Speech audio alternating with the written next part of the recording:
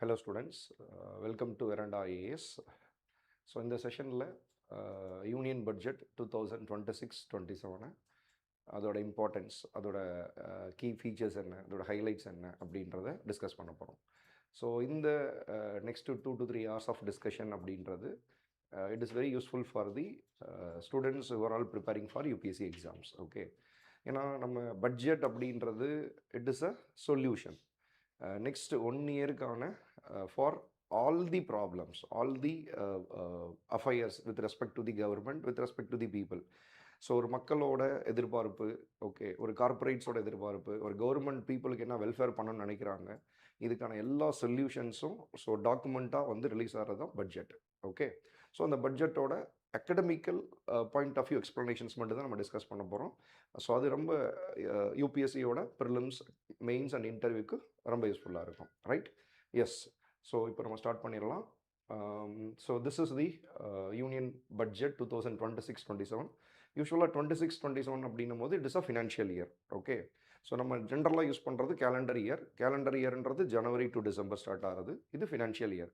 Financial year அப்படின்னா April 1 to March 31 வரைக்கும் இருக்கும். அதனால தான் நம்ம ஃபினான்ஷியல் இயர் எப்பவுமே இப்படி தான் எழுதணும். So April 1, 2026 to March 31, 2027. Yes. So நம்ம பட்ஜெட்டோட important provisions which is related to the UPSC exams அது மட்டும் தான் நம்ம பார்க்க போகிறதுனால தான் ஹைலைட்ஸ் அப்படின்னு சொல்லி நம்ம போட்டிருக்கிறோம். Yes. And then it is prepared by me. Okay, right. So this is the first slide. இதில் யூனியன் ஃபினான்ஸ் மினிஸ்டர், ஸோ எல்லோரும் கேள்விப்பட்டிருப்பீங்க. ஸோ இவங்க வந்து இப்போ ரீசெண்ட் டைம்ஸில் அந்த கன்வென்ஷனில் பிரேக் பண்ணிட்டாங்க.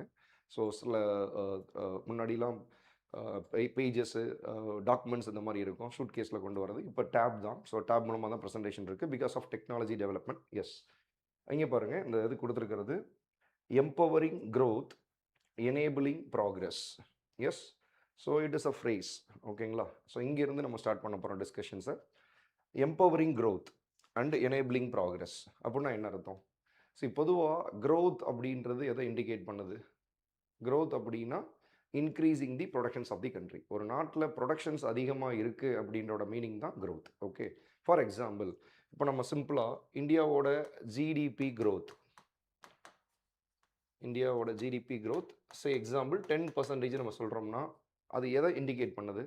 Comparing to the last financial year, இந்த ஃபினான்ஷியல் இயரில் நம்ம அதை விட எக்ஸஸாக பண்ணியிருக்கிறோம். ஃபார் எக்ஸாம்பிள் லாஸ்ட் ஃபினான்ஷியல் இயரில் நம்மளுடைய டோட்டல் ப்ரொடக்ஷன்ஸ் வந்துட்டு 100 rupeesனு வச்சுக்கோங்க.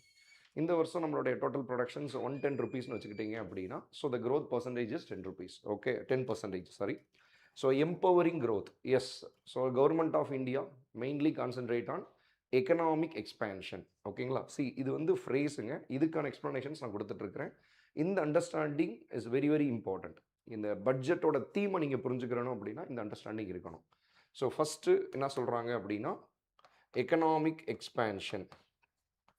Economic expansion. Yes. So economic expansion அப்படின்னா என்ன அர்த்தம்? Increasing the productions of the country. அப்போ ப்ரொடக்ஷன்ஸை இன்க்ரீஸ் பண்ணுறதுக்கு என்ன பண்ணணும்? ஸோ கவர்மெண்ட் ஆஃப் இந்தியா நிறையா ஸ்பெண்ட் பண்ணுறாங்க for creation of infrastructure. So இப்போ நிறையா இன்ஃப்ராஸ்ட்ரக்சர் கிரியேட் ஆச்சு அப்படின்னா, சார் இன்ஃப்ராஸ்ட்ரக்சர்னா என்னது சார்? இன்ஃப்ராஸ்ட்ரக்சர்ஸ் அப்படின்னா building of roads, bridges, technology, 5G connections, 24/7 electricity, rural roads, rural transportations, அதுக்கப்புறம் drinking water, sanitations, schools, educations, இது எல்லாமே இன்ஃப்ராஸ்ட்ரக்சர் தான். ஓகே, ஸோ இப்போ கவர்மெண்ட் ஆஃப் இந்தியா எக்கனாமியை டெவலப் பண்ணுறதுக்கு ஸோ இந்த மாதிரி இன்ஃப்ராஸ்ட்ரக்சரில் நிறைய இன்வெஸ்ட்மெண்ட்ஸ் பண்ணுறாங்க. இப்போ இந்த இன்ஃப்ராஸ்ட்ரக்சர் டெவலப்மெண்ட் இருந்துச்சு அப்படின்னா ஆட்டோமேட்டிக்காக எக்கனாமிக் எக்ஸ்பேன்ஷன்ஸ் நடக்கும். கரெக்டாக? ஒரு கண்ட்ரியில் இன்ஃப்ராஸ்ட்ரக்சர் பெட்டராக இருந்துச்சு அப்படின்னா நிறைய ப்ரைவேட் பீப்புள் இன்வெஸ்ட்மெண்ட் பண்ண வருவாங்க. ஸோ ஆட்டோமேட்டிக்காக கண்ட்ரியோட ப்ரொடக்ஷன்ஸ் வந்து அதிகமாகும். ஸோ இப்போ இந்த எக்கனாமிக் எக்ஸ்பேன்ஷனை நம்ம அச்சீவ் பண்ணணும் அப்படின்னா அதுக்கு இன்ஃப்ராஸ்ட்ரக்சர் டெவலப்மெண்ட் ரொம்ப ரொம்ப இம்பார்ட்டன்ட். சரியா? ஸோ இன்ஃப்ராஸ்ட்ரக்சர் டெவலப்மெண்ட் இருந்துச்சுன்னா தான் நம்ம எக்கனாமிக் எக்ஸ்பேன்ஷன்ஸை அச்சீவ் பண்ண முடியும். ஓகே, இந்த infrastructure not only satisfy the economic needs of the country. Okay, ஒரு நாட்டோட எக்கனாமிக் நீட்ஸை மட்டும் நம்ம சாட்டிஸ்ஃபை பண்ணுறதில்ல.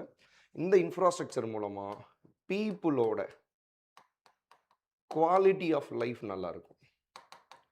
Quality of life quality of life அப்படின்னா நல்ல எஜுகேஷன், நல்ல ஹெல்த்து, நல்ல சானிடேஷன், நல்ல ரூரல் ரோட்ஸ், நல்ல கம்யூட்டேஷன்ஸ், நம்ம ஈஸி அக்சசபிலிட்டி, இந்த மாதிரி எல்லாமே இன்ஃப்ராஸ்ட்ரக்சர் நல்லா இருந்துச்சுன்னா பீப்புளோட லிவிங்கும் நல்லா இருக்கும். ஓகே, ஸோ அப்போ என்ன சொல்கிறாங்க அப்படின்னா, so economic expansions. Okay, so இது எப்படி பண்ண போகிறோம்? Through infrastructure development. ஸோ இந்த இன்ஃப்ராஸ்ட்ரக்சர் டெவலப்மெண்ட்னால எக்கனாமிக் எக்ஸ்பேன்ஷன்ஸ் நல்லா இருக்கும், எக்கனாமிக் க்ரோத் இருக்கும். அது மூலமாக பீப்புளோட பேசிக் நீட்ஸும் ஃபுல்ஃபில் ஆகும், which means roads, drinking water, இது எல்லாமே. அதனால அவங்களோட குவாலிட்டி ஆஃப் லைஃப் நல்லாயிருக்கும். ஓகேங்களா? எஸ். ஸோ அவங்களுடைய பெஸ்ட் பார்ட் ஆஃப் லைஃப்பை லீட் பண்ண ஆரம்பிச்சிருவாங்க பிகாஸ் ஆஃப் இந்த இன்ஃப்ராஸ்ட்ரக்சர் கிரியேஷன்ஸ்னால. Okay, so empowering growth. ஓகேங்களா? And enabling progress. ஓகேங்களா?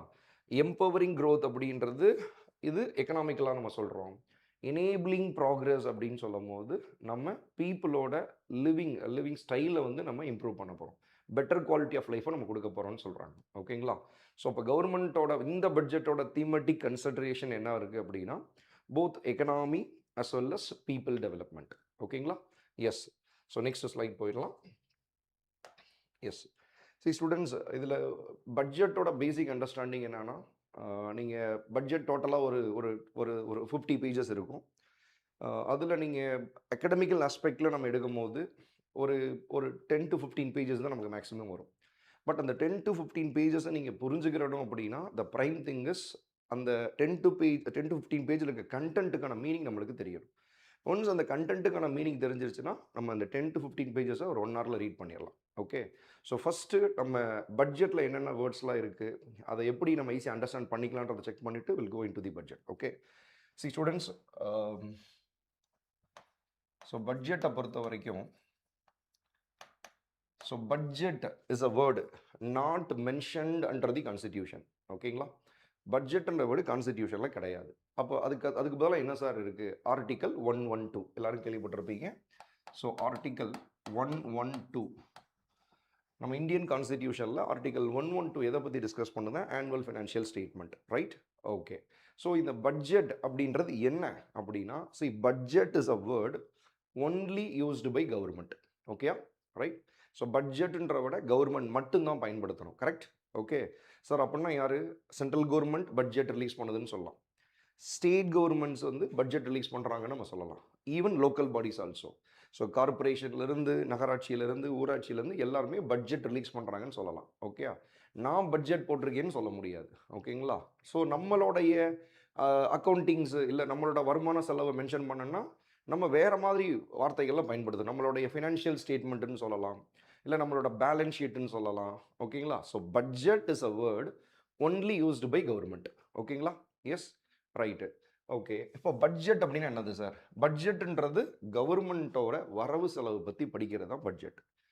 கவர்மெண்ட்டோட இன்கம் அண்ட் எக்ஸ்பெண்டிச்சர், அதுதான் நம்ம பட்ஜெட். ஓகே, இப்போ நம்ம கவர்மெண்ட்டோட இந்த வருஷத்துக்கு என்ன சார் சொல்கிறாங்க? எஸ். ஓகே, ஸ்டூடெண்ட்ஸ், இந்த பட்ஜெட் 2026-27. ஓகேயா? பட்ஜெட்டு, நம்ம பட்ஜெட் சைஸ் எவ்வளோ அப்படின்னா 53 lakh crores. ஓகேங்களா? Students, last year 49 lakh crores. Budget 2025 வந்து 49 லட்சம் கோடி. இந்த வருஷம் நம்மளோட பட்ஜெட் வந்து பார்த்தீங்கன்னா 53 லட்சம் கோடி. ஓகே, ஸோ 53 லட்சம் கோடினா என்னது சார் பட்ஜெட் சைஸ்னா?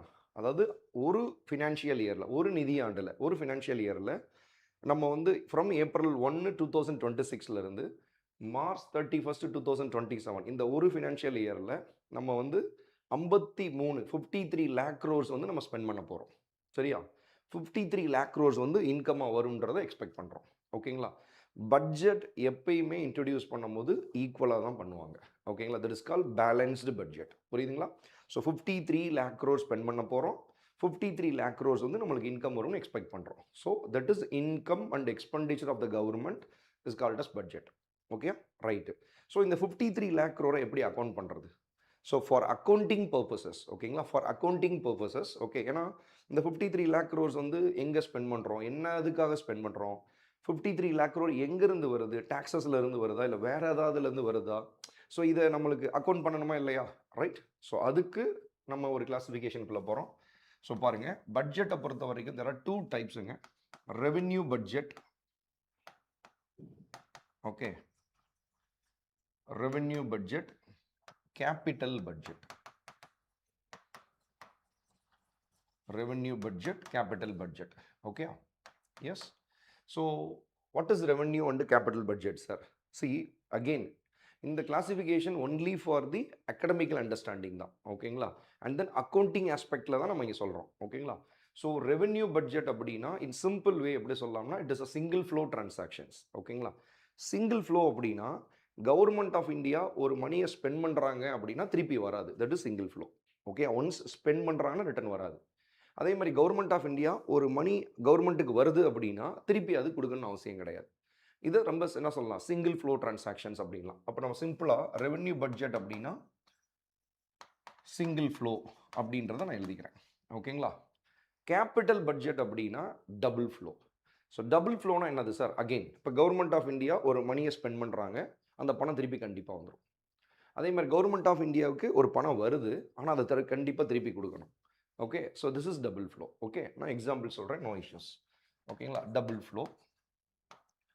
ஓகே, ஸோ இந்த டபுள் ஃப்ளோவை இன்னும் பெட்டராக புரிஞ்சுக்கிறேனோ அப்படின்னா இந்த மாதிரி சொல்லலாம். அதாவது இந்த கேபிட்டல் பட்ஜெட்டில் ஸ்பெண்ட் பண்ணக்கூடிய பணமும் இல்லை கவர்மெண்ட்டுக்கு வரக்கூடிய பணமும் இந்த ரெண்டுமே என்னவாக இருக்கும் அப்படின்னா எய்தர் அசட் ஆர் லையபிலிட்டிஸாக இருக்கணும்.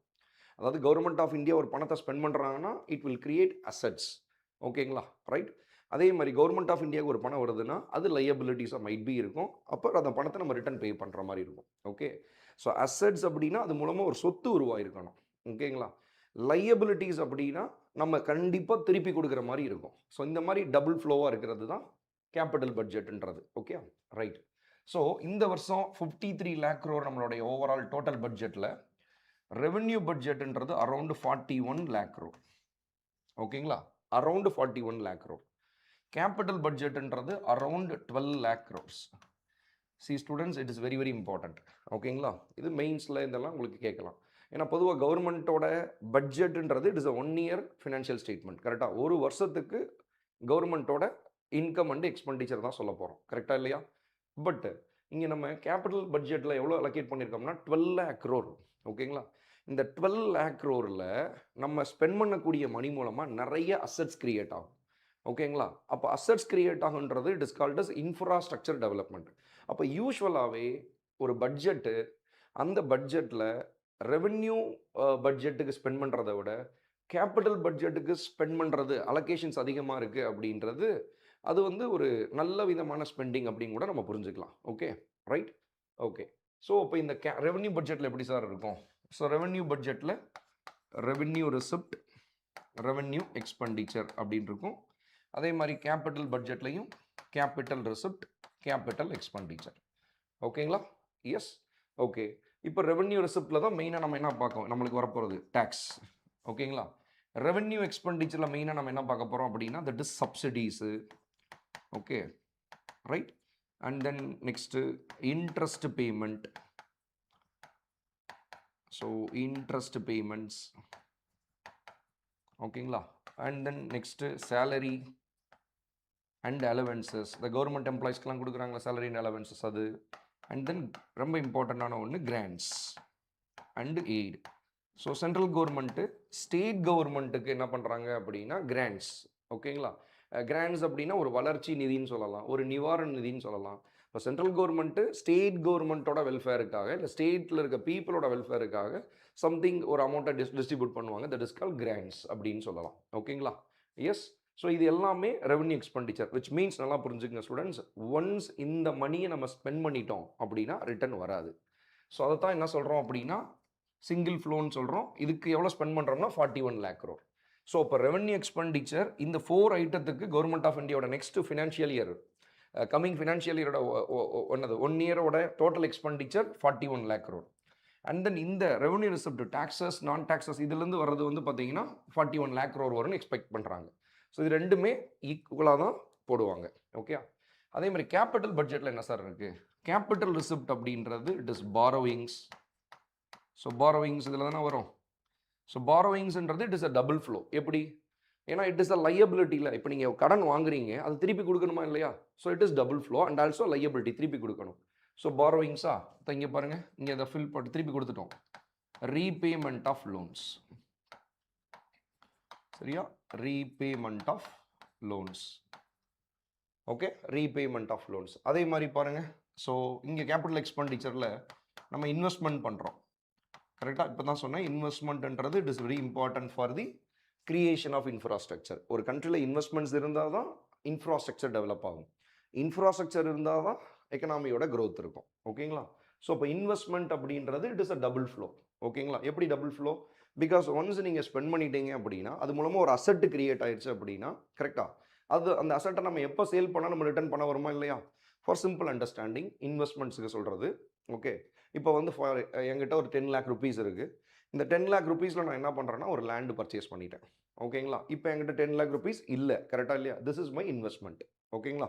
அண்ட் ஆல்சோ இது எதில் வரும்? என்னோடதில் எக்ஸ்பெண்டிச்சரில் வரும். ஓகே, என்ன expenditure? It is a capital expenditure. ஏன்னா நான் இந்த 10 lakh rupees ஸ்பெண்ட் பண்ணி ஒரு அசெட்டை ஜென்ரேட் பண்ணிட்டேன். ஓகேங்களா? என்கிட்ட இப்போ ஃபினான்ஷியலாக கேஷ் இல்லை, பட் என்கிட்ட அசெட்ஸ் இருக்குது. இந்த அசெட்ஸை எனக்கு ஃபியூச்சரில் எப்போ தேவைப்படுதோ நான் விற்கிறேன்னு வச்சுக்கோங்களேன், அது மூலமாக எனக்கு மணி ஜென்ரேட் ஆகும். It is a double flow. கரெக்டாக? ஸோ கேபிட்டல் பட்ஜெட்ன்றது டபுள் ஃப்ளோவாக இருக்கணும். At the same time either asset or liability பிரின்சிபல்ஸ்குள்ளே வந்துடணும். ஓகேங்களா? ஸோ இன்வெஸ்ட்மெண்ட், இந்த மாதிரி இன்வெஸ்ட்மெண்ட் பண்ணதை நம்ம திருப்பி எடுக்கிறோம். That is disinvestment.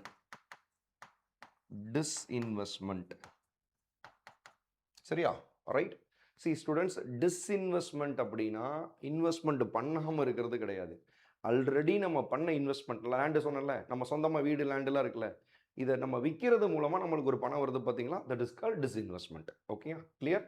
ஸோ அப்போ இது ரெண்டும் டேலி ஆகுது, இது ரெண்டும் டேலி ஆகும். தேர்டு, கவர்மெண்ட் ஆஃப் இந்தியா வேறு கண்ட்ரிக்கோ இல்லை வேறு ஸ்டேட்டுக்கோ கடன் கொடுக்குறாங்களே, நம்ம கொடுக்குற லோன்ஸ், நம்ம யாருக்காவது கடன் கொடுப்போம்ல இந்தியன் கவர்மெண்ட்டு, அந்த லோன் ரிட்டர்ன் நம்மளுக்கு நம்ம திருப்பி கொடுத்துருவாங்களே நம்ம அந்த லோனை. So that is recovery of loan. சரியா? ஸோ இதுதான் நம்மளுடைய கேபிட்டல் பட்ஜெட். ஸோ இது ஆல்ரெடி உங்களுக்கு தெரியும் அப்படின்னா எதுக்கு சார் அப்புறம் திருப்பி சொல்கிறீங்கன்னா இட் இஸ் அண்டர்ஸ்டாண்டிங். ஏன்னா இது பண்ணிட்டோம், இதை புரிஞ்சுட்டிங்கன்னா இந்த அடுத்த ஸ்லைட்ஸில் ரொம்ப ஸ்பீடாக ஈஸியாக போயிடலாம். எஸ். ஸோ இப்போ ரஃப்லி இந்த நம்பர்ஸ் கேட்க போகிறது கிடையாதுங்க, பட் உங்களுக்கு அண்டர்ஸ்டாண்டிங் இருக்கணும். 2026-27 நம்ம இந்தியா பட்ஜெட்டோட டோட்டல் பட்ஜெட் சைஸ் எவ்வளோ அப்படின்னா 53 lakh crore. கரெக்டாக? அந்த 53 lakh crore ரெவென்யூ பட்ஜெட்ன்றது 41 lakh crore, கேபிட்டல் பட்ஜெட்ன்றது 12 lakh crore. நான் சொன்னேன் இந்த 12 lakh crore இது வரைக்கும் அலோகேட் பண்ண நம்ம பட்ஜெட்லேயே ரொம்ப அதிகமான ஒன்று. ஓகேங்களா? ஏன்னா லாஸ்ட் இயர் பட்ஜெட்லையும் 11 lakh crore தான் அலோகேட் பண்ணாங்க, 11 லட்சம் கோடி மட்டும்தான் அலோகேட் பண்ணாங்க. இப்போ அதை விட கொஞ்சம் அதிகமாக பண்ணியிருக்கிறாங்க. இதெல்லாம் எதோட இண்டிகேஷன்ஸ் அப்படின்னா கவர்மெண்ட் வந்து இன்ஃப்ராஸ்ட்ரக்சர் டெவலப்மெண்ட்டில் ரொம்ப கான்சன்ட்ரேட் பண்ணுறாங்க. ஓகேங்களா? இன்ஃப்ராஸ்ட்ரக்சருக்கு நிறையா ஸ்பெண்ட் பண்ணுறது மூலமாக ப்ரைவேட் பீப்புள் நிறையா பிஸ்னஸ் பண்ண முடியும். ஓகே, ப்ரைவேட் பீப்புளுக்கான ஆப்ஷன்ஸ் நம்ம நிறைய க்ரியேட் பண்ணுறோம். ஓகே, ஸோ அது மூலமாக ஆட்டோமேட்டிக்காக நிறைய எம்ப்ளாய்மெண்ட் ஜென்ரேட் ஆகும், நம்மளுடைய ப்ரொடக்ஷன்ஸ் அதிகமாகும், ஆட்டோமேட்டிக்காக எக்கனாமியோட க்ரோத் இருக்கும். That is guarantee. ஓகேங்களா? எஸ். ஓகேங்களா? இப்போ ரெவென்யூ எக்ஸ்பெண்டிச்சர்ன்ற டேர்ம் ரொம்ப ரொம்ப இம்பார்ட்டன்ட். கேபிட்டல் எக்ஸ்பெண்டிச்சர்ன்ற டேர்ம் ரொம்ப ரொம்ப இம்பார்ட்டன்ட். ஓகேங்களா? ஏன்னா இதுதான் நம்ம அடுத்த ஒரு வருஷத்துக்கு பண்ண போகிறோம். இங்கே 41 lakh crore, இங்கே 12 lakh crore, டோட்டலாக 53 lakh crore. அதே மாதிரி ரெவன்யூ ரிசிப்டில் 41 lakh crore வரும்னு எக்ஸ்பெக்ட் பண்ணுறோம், கேபிட்டல் ரிசிப்ட்லையும் 12 lakh crore வரும்னு எக்ஸ்பெக்ட் பண்ணுறோம். ஸோ டோட்டலாக 53 lakh crore. This is called balanced budget. ஓகேங்களா? இப்போ ரீசன்ட் டைமில் கவர்மெண்ட் ஆஃப் இந்தியாவோட பட்ஜெட் டாக்குமெண்ட்ஸை நீங்கள் பார்த்தீங்கன்னா முக்கியமான சில வார்த்தைகள் மென்ஷன் பண்ணியிருக்கிறாங்க. That is effective capital expenditure. Effective capital expenditure. சரியா? ஸோ எஃபெக்டிவ் கேபிட்டல் எக்ஸ்பெண்டிச்சர் அப்படின்னா என்னது சார்? கேபிட்டல் எக்ஸ்பெண்டிச்சர் ஓகே நம்ம சொல்லிட்டோம். ஓகேங்களா? அதாவது நம்ம இன்வெஸ்ட்மெண்ட் பண்ணுறது கேபிட்டல் எக்ஸ்பெண்டிச்சரில் வரும். லோன்ஸ் நம்ம இந்தியன் கவர்மெண்ட் மற்ற கண்ட்ரிக்கோ வேறு யாருக்காவது கொடுக்குற லோன்ஸ் வந்துட்டு கேபிட்டல் எக்ஸ்பெண்டிச்சரில் வரும். And then repayment of loans, நம்ம ஆல்ரெடி வாங்கின பாரோயிங்ஸை செட்டில் பண்ணுறதுக்கு நம்ம பண்ணுறதெல்லாம் கேபிட்டல் எக்ஸ்பெண்டிச்சரில் வரும். கரெக்டாக இல்லையா? ரைட். அது என்ன எஃபெக்டிவ் கேபிட்டல் எக்ஸ்பெண்டிச்சர்? ஸ்டூடெண்ட்ஸ், இந்த பட்ஜெட்டில் 2026-27 பட்ஜெட்டில் நம்ம Indian government effective capital expenditure அப்படின்னு சொல்லி கிளைம் பண்ணுறது எவ்வளோ சொல்கிறாங்கன்னா அரவுண்டு 17 lakh crore சொல்கிறாங்க. Okay, 17 lakh crore. Sir capital expenditure 12 தானே, அப்புறம் எப்படி 17 வரும் அப்படின்னு நீங்கள் கேட்டீங்க அப்படின்னா எஸ், அந்த 5 lakh crore என்னது அப்படின்னா அதை சொல்கிறேன். அதாவது எஃபெக்டிவ் கேபிட்டல் எக்ஸ்பெண்டிச்சர்னா ப்ளீஸ் நோட் இட். ஓகேங்களா, ரெண்டு ஐட்டத்தை நம்ம சொல்கிறோம். ஓகேங்களா, ரெண்டு ஐட்டம். ஒன்று இப்போ நம்ம சொன்னது கேபிட்டல் எக்ஸ்பெண்டிச்சர். ஓகே, இன்னொன்று என்ன அப்படின்னா grants. Grants for creation of capital assets. Grants for creation of capital assets. Actually,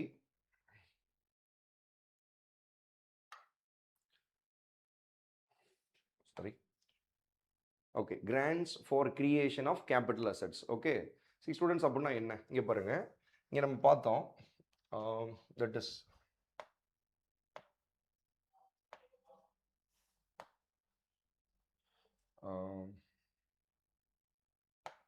yes. So already நம்ம grants for creation of grants and aid ன்னு சொல்லி நம்ம பார்த்தோம். இது வந்து ரெவென்யூ எக்ஸ்பெண்டிச்சர் தானே சார். அப்புறம் எப்படி கேபிட்டலுக்குள்ள எஃபெக்டிவ் கேபிட்டல் எக்ஸ்பெண்டிச்சர்ல போட்டீங்கன்னா எஸ் கவனிங்க. ஸ்டூடெண்ட்ஸ் கிராண்ட்ஸ் அண்ட் எய்ட்ஸ் அப்படின்னா பொதுவாக ஸ்டேட் கவர்மெண்ட்டு ஸ்டேட்டுக்கு ஒரு ஃபினான்ஷியல் நீட் இருக்குது. ஃபார் எக்ஸாம்பிள் திடீர்னு ஒரு சடன் ஒரு ரெயின்ஃபால் ஆயிடுச்சு, இல்லை சடனாக ஏதோ ஒரு டிசாஸ்டர் ஆயிடுச்சு, நேச்சுரல் டிசாஸ்டர். ஸோ அந்த மாதிரி சுச்சுவேஷனை ஹேண்டில் பண்ணுறதுக்கு ஸ்டேட் கவர்மெண்ட் கிட்ட ஃபினான்ஷியல் கெப்பாசிட்டி இருக்காது. ஸோ அப்போ ஸ்டேட் கவர்மெண்ட் என்ன பண்ணுறாங்கன்னா சென்ட்ரல் கவர்மெண்ட் கிட்ட என்ன பண்ணுறாங்க, ரிக்வஸ்ட் பண்ணுறாங்க, எங்களுக்கு வந்து கிராண்ட்ஸா ஓகே ஒரு ஒன் டைம் செட்டில்மெண்ட்டாக ஒரு 5,000 crore கொடுங்க, 10,000 crore கொடுங்கன்னு கேட்குறாங்க. ஸோ அந்த மாதிரி பீப்புளோட வெல்ஃபேருக்காக அந்த ஸ்டேட் கவர்மெண்ட்டோட ஃபினான்ஷியல் நீடை ஃபுல்ஃபில் பண்ணுறதுக்காக கொடுக்கறது தான் கிராண்ட்ஸ் அண்ட் எய்ட்ஸ். ஓகேங்களா, ரைட். இப்போ எப்படி நடக்கும்னு பாருங்களேன். எஸ் பாருங்க, இப்போ சென்ட்ரல் கவர்மெண்ட் இருக்கிறாங்க. ஓகே, ஸோ இவங்க வந்து ஸ்டேட்ஸுக்கு கிராண்ட்ஸ் கொடுக்குறாங்க. ஓகே, ஃபார் எக்ஸாம்பிள் ஓகே ஒரு 100 rupeesனு வச்சுக்கோங்களேன். ஓகே, அப்போ இந்த கிராண்ட்ஸ் 100 rupeesன்றது சென்ட்ரல் கவர்மெண்ட்டோட டாக்குமெண்ட் அக்கௌண்டிங்கில் எப்படி இருக்கும்னா இட் இஸ் ரெவன்யூ எக்ஸ்பெண்டிச்சராக இருக்கும். கரெக்டாக, ஏன்னா ஒன்ஸ் கொடுத்துட்டா ரிட்டர்ன் வரப்போகிறது இல்லை. இந்த 100 rupees கொடுத்தா திருப்பி வராது. எஸ், பட் ஸ்டேட் கவர்மெண்ட் என்ன பண்ணுறாங்க அப்படின்னா அந்த 100 rupeesஐ வாங்கி அதில் ஒரு 80 rupeesஐ ஓகே அவங்க வந்து அந்த பீப்புளோட வெல்ஃபேருக்காகவே ஸ்பெண்ட் பண்ணிட்டாங்க.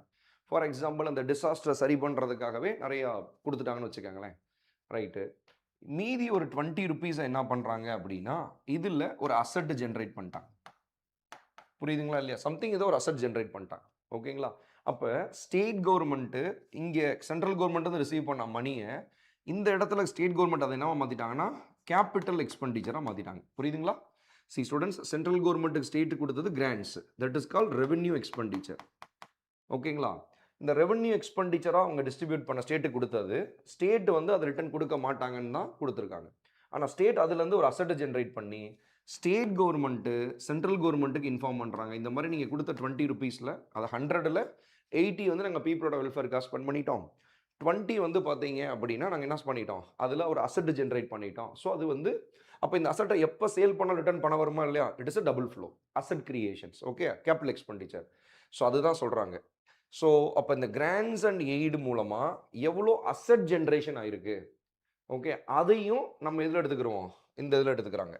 அதனால தான் பாருங்கள் எஃபெக்டிவ் கேபிட்டல் எக்ஸ்பெண்டிச்சர்னா grants for creation of capital assets. So அப்போ 17 lakh crore இது வந்து அரௌண்டு 12 lakh crore இருக்குது, இது வந்து அரௌண்டு 5 lakh crore. ஸோ டோட்டலாக 17 lakh crore. ஓகேங்களா, ஸோ ஞாபகம் வச்சுக்கோங்க, பட்ஜெட்டில் இந்த டம் அடிக்கடி பார்ப்பீங்க. ஸோ எஃபெக்டிவ் கேபிட்டல் எக்ஸ்பெண்டிச்சர் அப்படின்னா என்ன அப்படின்னா ரெண்டு ஐட்டம், கேபிட்டல் எக்ஸ்பெண்டிச்சரும் grants for creation of capital assets, இது ரெண்டும் தான் effective capital expenditure. Correct. So அப்போ எஃபெக்டிவ் கேபிட்டல் எக்ஸ்பெண்டிச்சர் அப்படின்னும் போது அது மெஜாரிட்டி ஆஃப் த அந்த அமௌண்ட் வந்துட்டு அசட் கிரியேஷன்ஸாக தான் இருக்குது. Okay, which means infrastructure development. Okay தானே, right. 17 lakh crore. See students, capital எக்ஸ்பெண்டிச்சர்னு கேட்டால் 12 lakh crore தான், எஃபெக்டிவ் கேபிட்டல் எக்ஸ்பெண்டிச்சர்னு கேட்டால் 17 lakh crore. இந்த ஃபார்முலா கூட சிம்பிளாக கேட்கலாம் ப்ரிலிம்ஸில். Okay, right. Go to the next slide. Okay, so இது அண்டர்ஸ்டாண்ட் பண்ணிட்டோம்னா இன்னும் அடுத்து போகிறது நம்மளுக்கு ஈஸியாக இருக்கும். பாருங்கள், எஸ். ஸோ இப்போ நம்ம பட்ஜெட் 2026-27 இங்கே பாருங்கள், ரெசிப்ட்லேருந்து நான் சொன்னேன்ல, இப்போ ரெசிப்ட் இங்கே தனியாகவும் எக்ஸ்பெண்டிச்சரை தனியாகவும் போட்டிருக்கிறாங்க. நம்ம முன்னாடி ரெவென்யூ பட்ஜெட்டும் தனியாக பார்த்தோம், கேபிட்டல் பட்ஜெட்டும் தனியாக பார்த்தோம். நோ இஷ்யூஸ், எல்லாம் ஒரே ஃபார்மேட்டு தான். இப்போ பாருங்கள், இதுதான் நம்மளுடைய budget estimates. So revenue receipt எவ்வளோ இருக்குது அப்படின்னா 35 lakh crore சொல்கிறாங்க. கேபிட்டல் ரிசிப்ட் எவ்வளோ சொல்கிறாங்கன்னா 18 lakh crores. ஓகே, ஸோ 35 18 வந்து 53 lakh crores. கரெக்டா? எஸ். ஓகே, அடுத்து பாருங்க, ரெவென்யூ எக்ஸ்பெண்டிச்சர் 41 lakh crore. இதான் நான் சொன்னேன். Capital expenditure 12 lakh crore. So 53 lakh crore.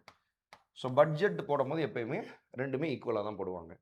Okay, அது என்ன பட்ஜெட் எஸ்டிமேட், ரிவைஸ்டு எஸ்டிமேட்ஸ், இது போன வருஷத்தோட பட்ஜெட்டு, ஆக்சுவல்ஸ் அப்படின்னா என்னது சார்? Very easy. இங்கே பாருங்கள், இப்போ நம்ம எந்த ஃபினான்ஷியல் நம்ம இப்போ எந்த இயரில் இருக்கிறோம்?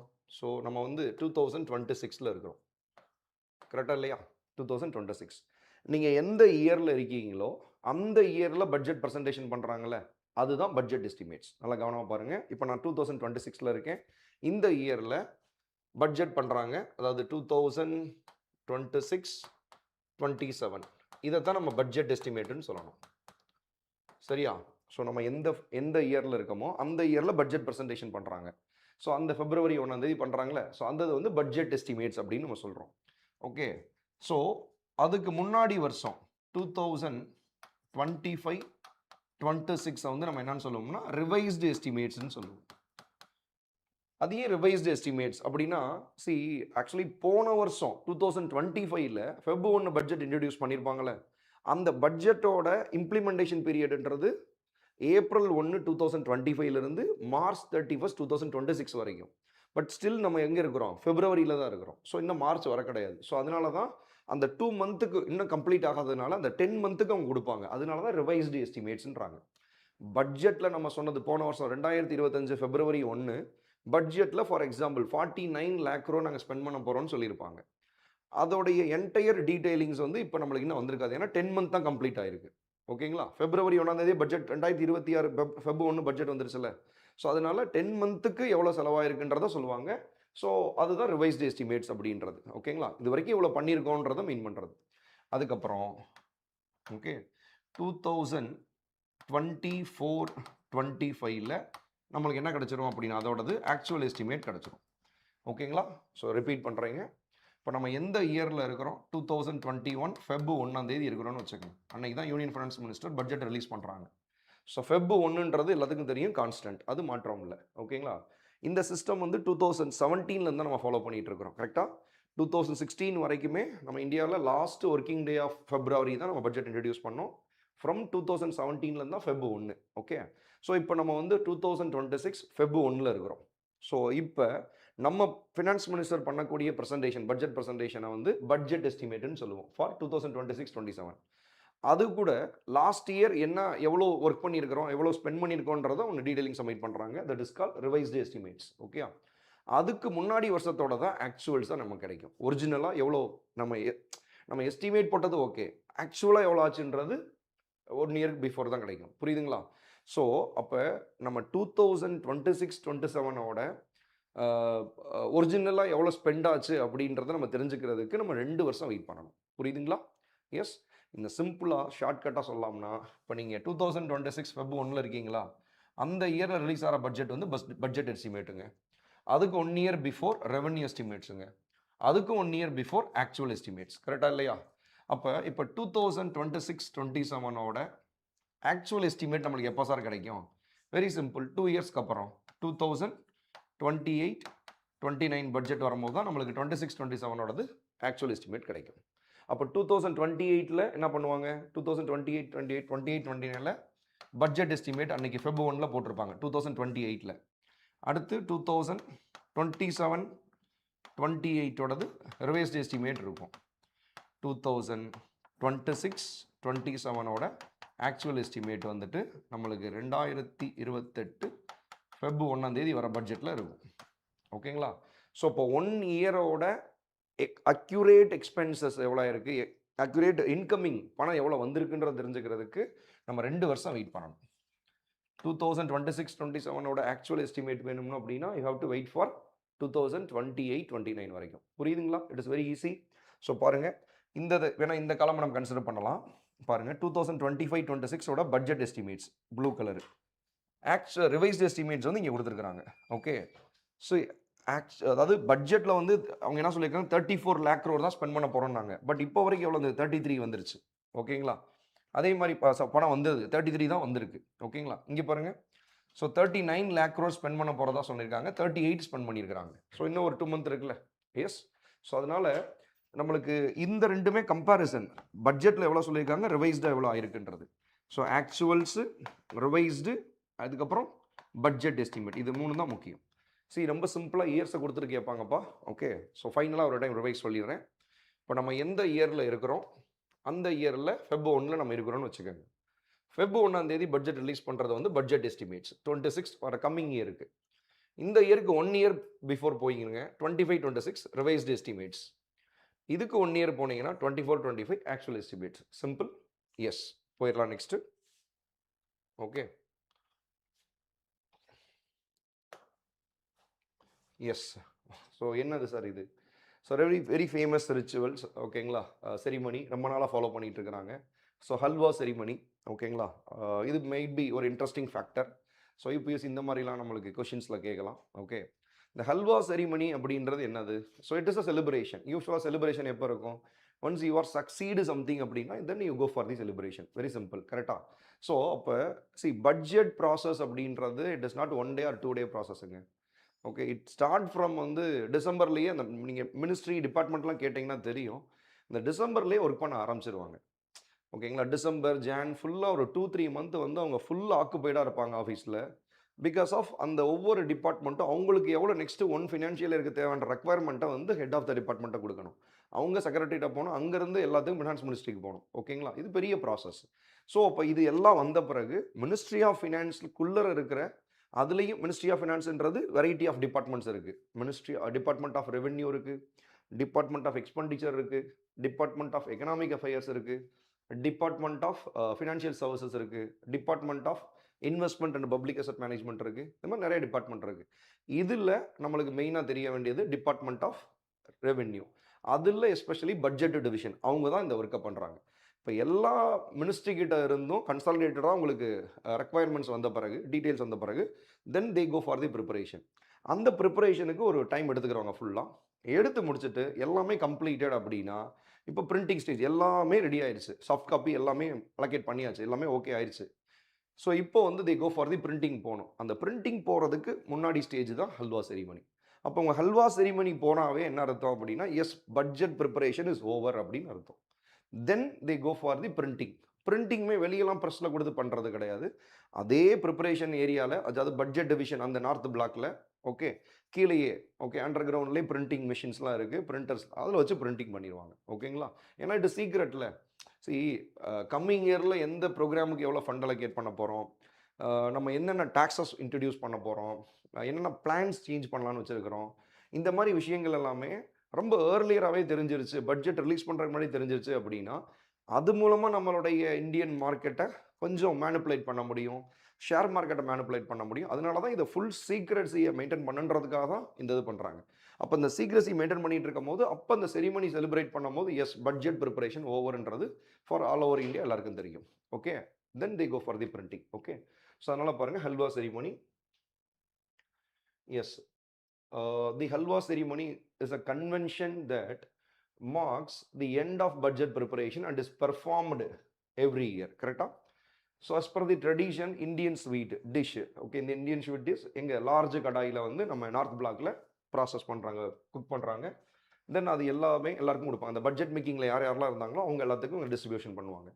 The ceremony also marks the start of printing process. Okay, so நான் சொன்னல once preparation முடிஞ்சிருச்சு they go for the printing போணும் அதுக்கு, which takes place in the north block basement since 1980 இருந்து இந்த ப்ராசஸ் நடந்துட்டு இருக்கு. The tradition also celebrate the team effort required to make the budget. ஓகேங்களா? ஸோ அதுதான். Okay. see just for information தெரிஞ்சு வச்சுக்கோங்க. Yes. see actually BJP government வந்து once எலெக்ஷனில் ஜெயிச்சு ஆட்சிக்கு வந்தது 2014 எல்லாத்துக்கும் தெரியும். ஸோ அப்போ இருந்து அப்போ ஃபினான்ஸ் மினிஸ்டர்ன்றது திட் இஸ் அருண் ஜேட்லி. ஓகேங்களா? ஸோ அதுக்கப்புறம் வந்து பார்த்தீங்கன்னா கிட்டத்தட்ட ஒரு கான்சிக்யூட்டிவாக தொடர்ந்து ஒரு 9th டைம் வந்து பட்ஜெட் ப்ரெசன்டேஷன் வந்து யூனியன் ஃபினான்ஸ் மினிஸ்டர் இப்போ இருக்கிறவங்க மிஸ்டர் நிர்மலா சீதாராமன் பண்ணுறாங்க. பாருங்கள். So Nirmala Sitharaman, union minister of finance and corporate affairs, presented the union budget 2026-27.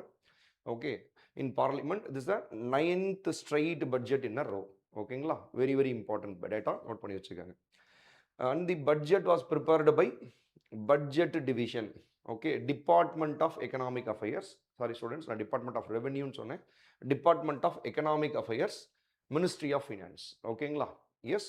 So பட்ஜெட்டை யார் ப்ரிப்பேர் பண்ணுறது? Budget division, department of economic affairs, ministry of finance. மைண்டில் வச்சுக்கோங்க. ஓகே, ஸோ சொல்லியிருந்தோம் பட்ஜெட். ஓகேங்களா? So nowhere been mentioned in the constitution. It is mentioned in annual financial statement article 112. Yes sir, பார்த்து வச்சுக்கோங்க, very important. Okay, இப்போ இந்த இந்த இந்த இந்த வந்து ஃபோர்த் புல்லட்டின் வந்து நம்ம எதை எக்ஸ்பிளைன் பண்ண போகிறோம்னா, just understanding the thematic nature of budget. ஓகேங்களா? சி ஸ்டூடெண்ட்ஸ், பட்ஜெட்டில் ஒவ்வொரு டைமும் ஒவ்வொரு கோல்ஸ், அந்த கவர்மெண்ட்டோட எய்ம் என்ன, அந்த பட்ஜெட், ஒரு பட்ஜெட் ப்ராசஸ் பண்ணணும் அப்படின்னா அதுக்கு ஒரு டார்கெட் இருக்கணும்ல. இப்போ எதுக்காக நம்ம பட்ஜெட் பண்ணுறோம், அது மூலமாக என்ன கன்வே பண்ண வர்றோம், நம்ம எதை நோக்கி போயிட்டுருக்கோம். For simple example, Indian government வந்து அவங்க கிளியர் கட்டாக அவங்களோட விஷன் சொல்லிட்டாங்க. விக்ஷித் பாரத் டு 2047. ஐ மீன் 2047 நம்ம இந்தியாவோட 100th இயர்ஸ் ஆஃப் இண்டிபெண்டன்ஸில் நம்ம டெவலப்டு இந்தியாவாக மாறணும். That is our aim. கரெக்டாக இல்லையா? ஸோ அதுக்கு வி ஆர் ஒர்க்கிங் அப்படின்றத சொல்கிறாங்க. அப்போ ஒவ்வொரு வருஷமும் பட்ஜெட் எப்படி இருக்கும், அந்த டெவலப்டு இந்தியாவை அச்சீவ் பண்ணுறதுக்கு நம்ம என்னென்ன பண்ணணுன்றதான் பட்ஜெட் போட போகிறாங்க. Yes, true. ஓகே, இது லாஸ்ட் இயர் பட்ஜெட்டை நம்ம அண்டர்ஸ்டாண்ட் பண்ணிக்கிட்டோம்னா இந்த வருஷம் நம்ம அதுலேருந்து எவ்வளோ கொஞ்சம் டிவியேட் ஆகிருக்கோமா, இல்லை அகெயின் அதே மாதிரி தான் நம்ம இருக்கோமான்றதை புரிஞ்சுக்க முடியும். So union budget 2025-26 was framed around the theme என்னன்னு பாருங்க, Sabka Vikas. Yes, last year budget வந்துட்டு என்ன சொல்லியிருக்காங்கன்னா சப்கா விகாஸ், அதான் தீம். சப்கா விகாஸ் அப்படின்னா இன்க்ளூசிவ் growth அப்படின்னு அர்த்தங்க. இன்க்ளூசிவ் growth அப்படின்னா உள்ளடக்கிய வளர்ச்சி. சி, இப்போ ரீசன்ட் டைம்ஸில் there is no defined definition for inclusive growth. கரெக்டாக இல்லையா? இதுதான் நம்ம சொல்ல முடியாது, பிகாஸ் ஆஃப் வேரியஸ் இன்டர்பிரிட்டேஷன்ஸ் நிறையா இருக்குது. இப்போ ரீசன்ட் டைம்ஸில் இன்க்ளூசிவ் growthக்கான டெஃபினிஷன் ரொம்ப நேரோ டவுன் பண்ணியிருக்கிறாங்க அப்படின்றது நிறைய எக்கனாமிஸ்ட் வந்து நம்ம நியூஸ் பேப்பர்ஸ்லேருந்து மீடியாஸ்லேருந்து நிறைய டிஸ்கஸ் பண்ணுறாங்க. அதை நம்ம பார்க்க முடியும். அதாவது என்ன சார் இன்க்ளூசிவ் growthனா, வெரி சிம்பிள். நம்ம கண்ட்ரியோட எக்கனாமிக் growth ப்ராசஸில், okay, each and every one to participate. Okay, ஒரு நாட்டோட எக்கனாமிக் growthல எல்லாருமே பார்ட்டிசிபேட் பண்ணுறதுக்கு பேர் தான் இன்க்ளூசிவ் growth. ஓகே, இப்போ எல்லாரும் போது அப்போ முன்னாடி எப்படி சொல்லணும்னா, so every villages, okay, every villages are going to participate in the economic growth and development in terms of their productions. ஓகேங்களா? ஒரு கிராமத்தில் உற்பத்தி அதிகமாகுது, கிராமத்தில் வேலை வாய்ப்புகள் அதிகமாக இருக்குது. நான் ஏன் கிராமன்றதை சொல்கிறேன்னா, it is a very grass root level of என்னது டெமோக்ரஸி ஆர் பேஸ் அதுதானே. ஒரு அதுக்கப்புறம் தான் டவுனு சிட்டிஸ்லாம் வருது. ஸோ இப்போ ஒரு கிராமம் அங்கே இருக்கிறவங்க என்னது எக்கனாமியோட growth அண்ட் டெவலப்மெண்ட்டுக்கு கான்ட்ரிபியூட் பண்ணுறாங்க அப்படின்னா, ஸோ அப்போ அதுக்கு மேலே இருக்கிறவங்களும் கான்ட்ரிபியூட் பண்ணியிருக்காங்கன்றது தான் மீனிங். புரியுதுங்களா? ஸோ அப்போ ஈச் அண்ட் எவ்ரி ஒன் அப்படின்றது தான் இங்கே மீன் பண்ணுறோம். இந்த டெஃபினிஷன் தான் இருந்தது. இப்போ கொஞ்சம் டிஃப்ரெண்ட் இன்டர்பிரிட்டேஷன்ஸ் என்ன கொடுக்குறாங்கன்னா, இப்போ வில்லேஜ் அப்படின்றத தாண்டி எவ்ரி ஹவுஸ் ஹோல்ட்ஸ் அப்படின்றது சொல்கிறாங்க. ஓகேங்களா? ஸோ இப்போ கவர்மெண்ட் வந்து எப்படி கான்சென்ட்ரேட் பண்ணுறாங்கன்னா, ஃபார் அட்டைனிங் இன்க்ளூசிவ் growth, ஒரு நாட்டோட இன்க்ளூசிவ் growth அச்சீவ் பண்ணணும்னா each and every house hold, புரியுதுங்களா இல்லையா? முன்னாடி எவ்ரி வில்லேஜஸ்ன்னு பேசிக்கிட்டு இருந்த இடத்துல இன்னும் நேரோ டவுன் பண்ணி இன்னும் மைக்ரோ லெவலில் போய் எல்லா ஹவுஸ் ஹோல்ட்ஸும், எல்லா குடும்பங்களும் அவங்க பொருளாதார வளர்ச்சிக்கு, எக்கனாமியோட growthக்கு கான்ட்ரிபியூட் பண்ணணுன்றதை சொல்கிறாங்க. ஓகேயா? எஸ். ஸோ இதுதான் நம்ம 2025 பட்ஜெட்டோட தீம், சப்கா விகாஸ். ஓகேங்களா? So emphasising balanced growth all regions of India. Okay, so the finance minister quoted the Telugu poet. Actually இது last year இருந்தது தான், நான் அப்படியே சும்மா சொல்கிறேன். A country is not just its soil. Okay, a country is its people. கரெக்டாக இல்லையா? ஒரு கண்ட்ரின்றது வெறும் லேண்ட்ஸோ அங்கே இருக்கிற மரங்களோ செடிகளோ இல்லை, அங்கே இருக்கிற மக்கள் தான் ரொம்ப ரொம்ப இம்பார்ட்டன்ட். ஸோ அதனால் we are giving more concentrated on the people's development. So அதனால தான் people-centric development வந்து நாங்கள் ஒர்க் பண்ண போகிறோம் அப்படின்றத சொல்லியிருப்பாங்க. ஸோ இது பாருங்க, to highlight the importance of people-centric development. Okay, so people-centric developmentனா that is ease of living அப்படின்றத சிம்பிளாக புரிஞ்சுக்கலாம். ஒரு நாட்டில் மக்கள் வாழ்கிறதுக்கான வசதிகளை ஏற்படுத்தி தர்றது. அப்போ அவங்களோட ஸ்டாண்ட் ஆஃப் லிவிங்கை இம்ப்ரூவ் பண்ணுறது. அப்போ ஸ்டாண்டர்ட் ஆஃப் லிவிங் இம்ப்ரூவ் பண்ணணும்னா அவங்களுக்கு எஜுகேஷன் கொடுக்கணும், ஹெல்த் கொடுக்கணும், எம்ப்ளாய்மெண்ட் ஜென்ரேஷன்ஸ் கொடுக்கணும். இதெல்லாம் கொடுத்தா ஆட்டோமேட்டிக்காக அவங்க எக்கனாமியோட க்ரோத் அண்ட் டெவலப்மெண்ட்டுக்கு கான்ட்ரிபியூட் பண்ணுவாங்க. Yes, okay, yes. பாருங்கள் நெக்ஸ்ட்டு. ஓகேங்க. ஸ்டூடெண்ட்ஸ், இதுதான் நம்மளுடைய 2026 ஓட பட்ஜெட்டோட தீம். ஸோ இந்த இந்த இந்த இந்த ஃபீச்சர்ஸை நீங்கள் ரீட் பண்ணும் போதே நீங்கள் 2026 பட்ஜெட் எதை சொல்லுதுன்றதை நம்ம புரிஞ்சுக்கலாம். ஓகேங்களா? Yes. India's economic trajectory. Okay. So நம்ம இந்தியாவோட எக்கனாமிக் ட்ரஜெக்டரினா என்னது, it is a way. Okay, நம்ம எதை நோக்கி போயிட்டுருக்குறோம்? எஸ், அஃப்கோர்ஸ், எதை நோக்கி போயிட்டுருக்கோம்? விக்ஷித் பாரத். ஓகேங்களா? மீன்ஸ் பாரத் அப்படின்றது இந்தியா, விக்ஷித் அப்படின்னா developed India. Okay, so don't forget developed India.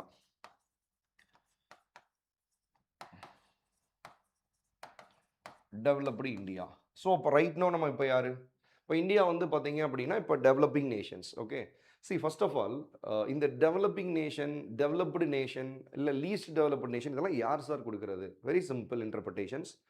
நம்ம குளோபல் லெவலில் WTO அப்படின்னு ஒரு ஆர்கனைசேஷன் இருக்காங்க, எல்லாருக்கும் தெரியும்னு நினைக்கிறேன்.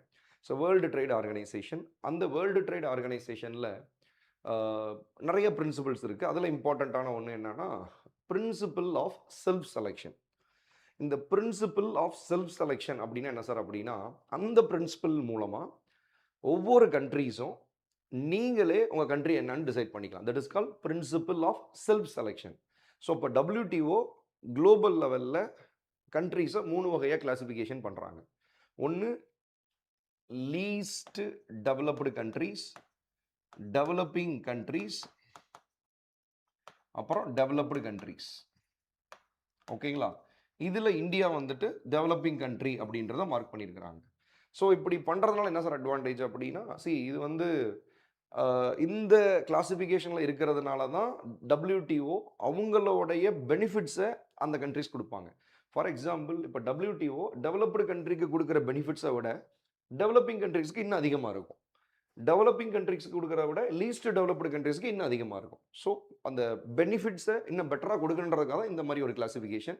அண்ட் ஆல்சோ இந்த 3 கண்ட்ரீஸுக்கும் டிஃப்ரெண்ட் ரெஸ்பான்சிபிலிட்டிஸ் இருக்குல்ல. இப்போ டெவலப்டு கண்ட்ரீஸ் ஒரு எக்கனாமிக்கலி அட்வான்ஸ்மெண்ட்டாக ஒன்று பண்ண முடியும், டெக்னாலஜி வைஸ் அட்வான்ஸ்மெண்ட்டாக ஒன்று பண்ண முடியும், ஒரு ரூல்ஸ் அண்ட் ரெகுலேஷன் ரொம்ப ஸ்ட்ரிக்டாக ஃபாலோ பண்ண முடியும். பட் டெவலப்பிங் நேஷன்ஸோ லீஸ்ட் டெவலப்டு நேஷன்ஸோ அதை பண்ண முடியாது. புரியுதுங்களா இல்லையா? It is very very difficult because of அவங்களுடைய socio and economic development programmes நிறையா இருக்கும். அந்த கண்ட்ரியில் பாவர்ட்டி அதிகமாக இருக்கும், அன்எம்ப்ளாய்மெண்ட் அதிகமாக இருக்கும், இன்இக்வாலிட்டி அதிகமாக இருக்கும். ஸோ அவங்களோட ப்ரையாரிட்டி ஆஃப் எக்ஸ்பெண்டிச்சர் ஃபஸ்ட்டு அதுக்கு இருக்கும். அது பண்ணி முடித்த பிறகு தான் அவங்க என்ன பண்ணுவாங்க, அந்த கிளைமேட் சேஞ்சா, சரி ஓகே அதுக்கான ப்ரொவிஷன்ஸா அதை நாங்கள் இன்ஸ்டால் பண்ணுறோம், எல்லாமே பண்ணுவாங்க. ஓகேங்களா? எஸ். ஸோ அப்போ நம்ம இப்போ டெவலப்பிங் கண்ட்ரியாக இருக்கிற இந்தியா நம்ம ஒரு டார்கெட் வச்சுருக்கிறோம். 2047 நம்ம இந்தியாவோட 100 இயர்ஸ் ஆஃப் இண்டிபெண்டன்ஸ் அப்போ நம்ம டெவலப்டு கண்ட்ரியாக மாறிடணும். That is our aim, Viksit Bharat. So அதுக்கு என்ன பண்ண போகிறோம்? ஓகே, இப்போ விக்ஷித் பாரத்துக்கு ரொம்ப கிளியர் கட்டாக ப்ரொசீஜர் சொல்லியிருக்கிறாங்க. அப்போ அந்த டெவலப்டு இந்தியாவை மாற்றணும் அப்படின்னா அதுக்கு என்ன ஒர்க் பண்ணுன்றதை ரொம்ப டீட்டெயிலிங்காக சொல்லியிருக்கிறாங்க. ஓகே, என்ன சொல்லியிருக்கிறாங்க அப்படின்னா, இந்த விக்ஷித் பாரத்தில் கவர்மெண்ட் ஆஃப் இந்தியா 4 பேரை, அதாவது நம்ம இந்தியாவில் இருக்கிற 4 கேட்டகரிஸ், ஓகே, இவங்களை கான்சென்ட்ரேட் பண்ணி இவங்களை டெவலப் பண்ண வைக்கணும். That is Viksit Bharat. அந்த 4 வல்னரபிள் செக்ஷன்ஸ் யாரு அப்படின்னா, first Yuva, that his youth, and then farmers, next women. ஓகேங்களா? ஸோ யுவா சொல்லிட்டேன் 1, ஃபார்மர்ஸ் வந்துட்டு 2, and then women 3, and then 4th category வந்து பார்த்தீங்க அப்படின்னா, எஸ், ஓகே, கரீப் அப்படின்னா புவர் அப்படின்னு அர்த்தம். ஓகேங்களா? That is poor. ஓகே, இந்த 4 கேட்டகரியில் இருக்கிற இந்த 4 வல்னரபிள் செக்ஷன்ஸ் இவங்களை நம்ம டெவலப் பண்ணுறது மூலமாக, இவங்களுக்கான பேசிக்ஸ் கொடுக்கறது மூலமாக நம்ம வந்து கண்டிப்பாக விக்ஷித் பாரத், டெவலப்டு இந்தியாவை அச்சீவ் பண்ணிடுவோம் அப்படின்னு சொல்கிறாங்க. ஓகேங்களா? ரைட். ஸோ இது ஞாபகம் வச்சுக்கப்போ இது கேட்கலாம், what are the 4 pillars of, ஓகேங்களா, 4 pillars ஆஃப் விக்ஷித் பாரத் அப்படின்னு கேட்கலாம். ஸோ கவர்மெண்ட்டு யாரை கான்சென்ட்ரேட் பண்ணுறாங்கன்றதையும் கேட்கலாம். ஸோ யுவா, யூத் அப்படின்னா என்னது சார்? சரி, நம்ம இந்தியாவில் ஃப்ரம் 15 to 29, 15 வயசுல இருந்து 29 வயசு 29 ஏஜுக்குள்ளே இருக்கிறவங்கள தான் நம்ம யூத் அப்படின்னு சொல்லி நம்ம சொல்கிறோம். ஓகேங்களா? ரைட். இப்போ நம்மளோட எக்கனாமிக் சர்வேயில் என்ன சொல்லியிருக்காங்கன்னா, கிட்டத்தட்ட நம்ம இந்தியாவில் around 56 crore of Indian population are youth அப்படின்னு சொல்லி சொல்கிறாங்க. 56 crore. ஓகேங்களா? ஸோ 2025-26 எக்கனாமிக் சர்வேயில் இன்னும் around 56% of the population 56 crore. ஓகேங்களா? 56 கோடி வந்து நம்ம யூத் அப்படின்னு சொல்லி இந்த ஏஜில் சொல்கிறாங்கப்பா. ஓகே. ஸோ இப்போ இவங்களுக்கான எம்ப்ளாய்மெண்ட்டை நம்ம ஜென்ரேட் பண்ணணும். அதுவும் எம்ப்ளாய்மெண்ட் அப்படின்னா ஸ்கில் எம்ப்ளாய்மெண்ட் நம்ம ஜென்ரேட் பண்ணணும். ஓகேங்களா? And then farmers. Okay. So India is a agrarian country. Still நம்ம இந்தியாவில் 46 to 47% of the people directly depends on the agriculture, which means அந்த அக்ரிகல்ச்சர் தான் அவங்களோட லைவ்லிஹுட்டே இருக்குது, வாழ்வாதாரமே இருக்குது. ஓகேங்களா? And then women's. Yes. So இப்போ ரீசன்ட் டைம்ஸில் கேர் எக்கனாமிலாம் நம்ம நிறையா டிஸ்கஸ் பண்ண போகிறோம், விமென்ஸோட இம்பார்ட்டன்ஸை பற்றி. விமென்ஸ் வந்து இப்போ ரீசன்ட் டைம்ஸில் அவங்க அந்த அந்த அந்த ஹவுஸ் ஹோல்ட் ஆக்டிவிட்டீஸில் இருந்து அந்த கேரிங்லேருந்து அவங்களும் they go for the production side போயிட்டாங்க, எம்ப்ளாய்மெண்ட் சர்ச் பண்ணுறாங்க, நிறைய பெட்டர் எம்ப்ளாய்மெண்ட் வாங்குறாங்க. ஸோ அப்போ அந்த மாதிரி டைமத்தில் இந்த வீட்டில் இருக்கிறவங்கள கேர் பண்ணுறதுக்கு so government of India will planning for that. ஓகேங்களா? சி, இது வந்து நம்ம விமென்ஸை ரொம்ப சப்ரஸ் சொல்கிறதுக்காக சொல்லலைங்க. விமன் அப்படின்றது they are having enormous responsibilities இருக்குது. ஓகே. ஒரு சொசைட்டியில் விமனோட டெவலப்மெண்ட் இருந்துச்சு அப்படின்னா கண்டிப்பாக அந்த நாடு டெவலப்மெண்ட் ஆகும்னு சொல்லி கவர்மெண்ட் திங்க் பண்ணுறாங்க. ஓகேங்களா?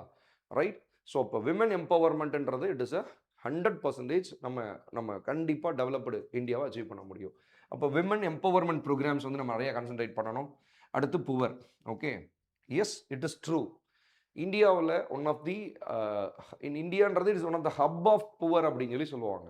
நீங்கள் குளோபல் பாவர்ட்டின்னு எடுத்தீங்கன்னா சவுத் ஏஷியா தான் டார்கெட்டடாக வரும். சவுத் ஏஷியாவில் எஸ்பெஷலி இந்தியா. ஏன்னா இந்தியாவில் பாப்புலேஷன்ஸ் அதிகம்ல, around 146 crore of Indian populations இருக்கணும். ஸோ அதில் இப்போ நீங்கள் 10% வச்சிங்கனாவே அதுவே 14 கோடி பேர் வந்துடுவாங்க. ஓகேங்களா? இப்போ லாஸ்ட் 10 இயர்ஸில் நம்மளுக்கு கிளியர் கட்டாக நேஷ்னல் மல்டி டைமென்ஷனல் பாவர்ட்டி ரிப்போர்ட்டில் கிளியராக கொடுத்துருக்காங்க. கிட்டத்தட்ட நம்ம வந்து ஒரு 23 crores ஆஃப் இந்தியன் பாப்புலேஷன்ஸை நம்ம என்ன பண்ணிட்டோம், பாவர்ட்டியிலிருந்து நெக்ஸ்ட் லெவல் அவங்களோட ஸ்டேட்டஸ் எக்கனாமிக்கலாகவோ சோஷியலாகவோ நம்ம டெவலப் பண்ணிட்டோம்.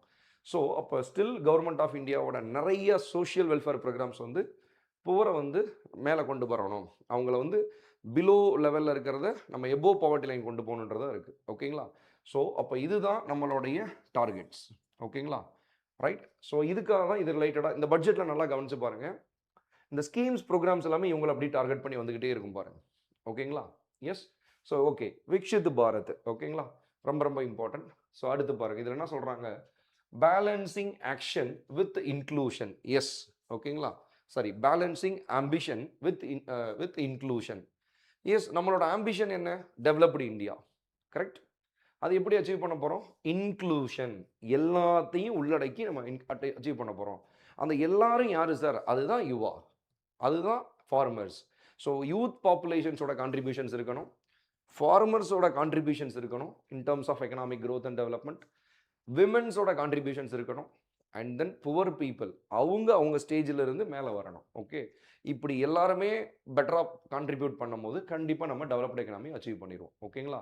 சரி, நம்ம எக்கனாமி டெவலப் ஆகும், தட் இஸ் அதில் மாற்றுக்கிறதே கிடையாது. பட் அதில் ஒரு ஃபியூ பீப்புளோட கான்ட்ரிபியூஷன்ஸால் டெவலப் ஆகிறது it is not real development.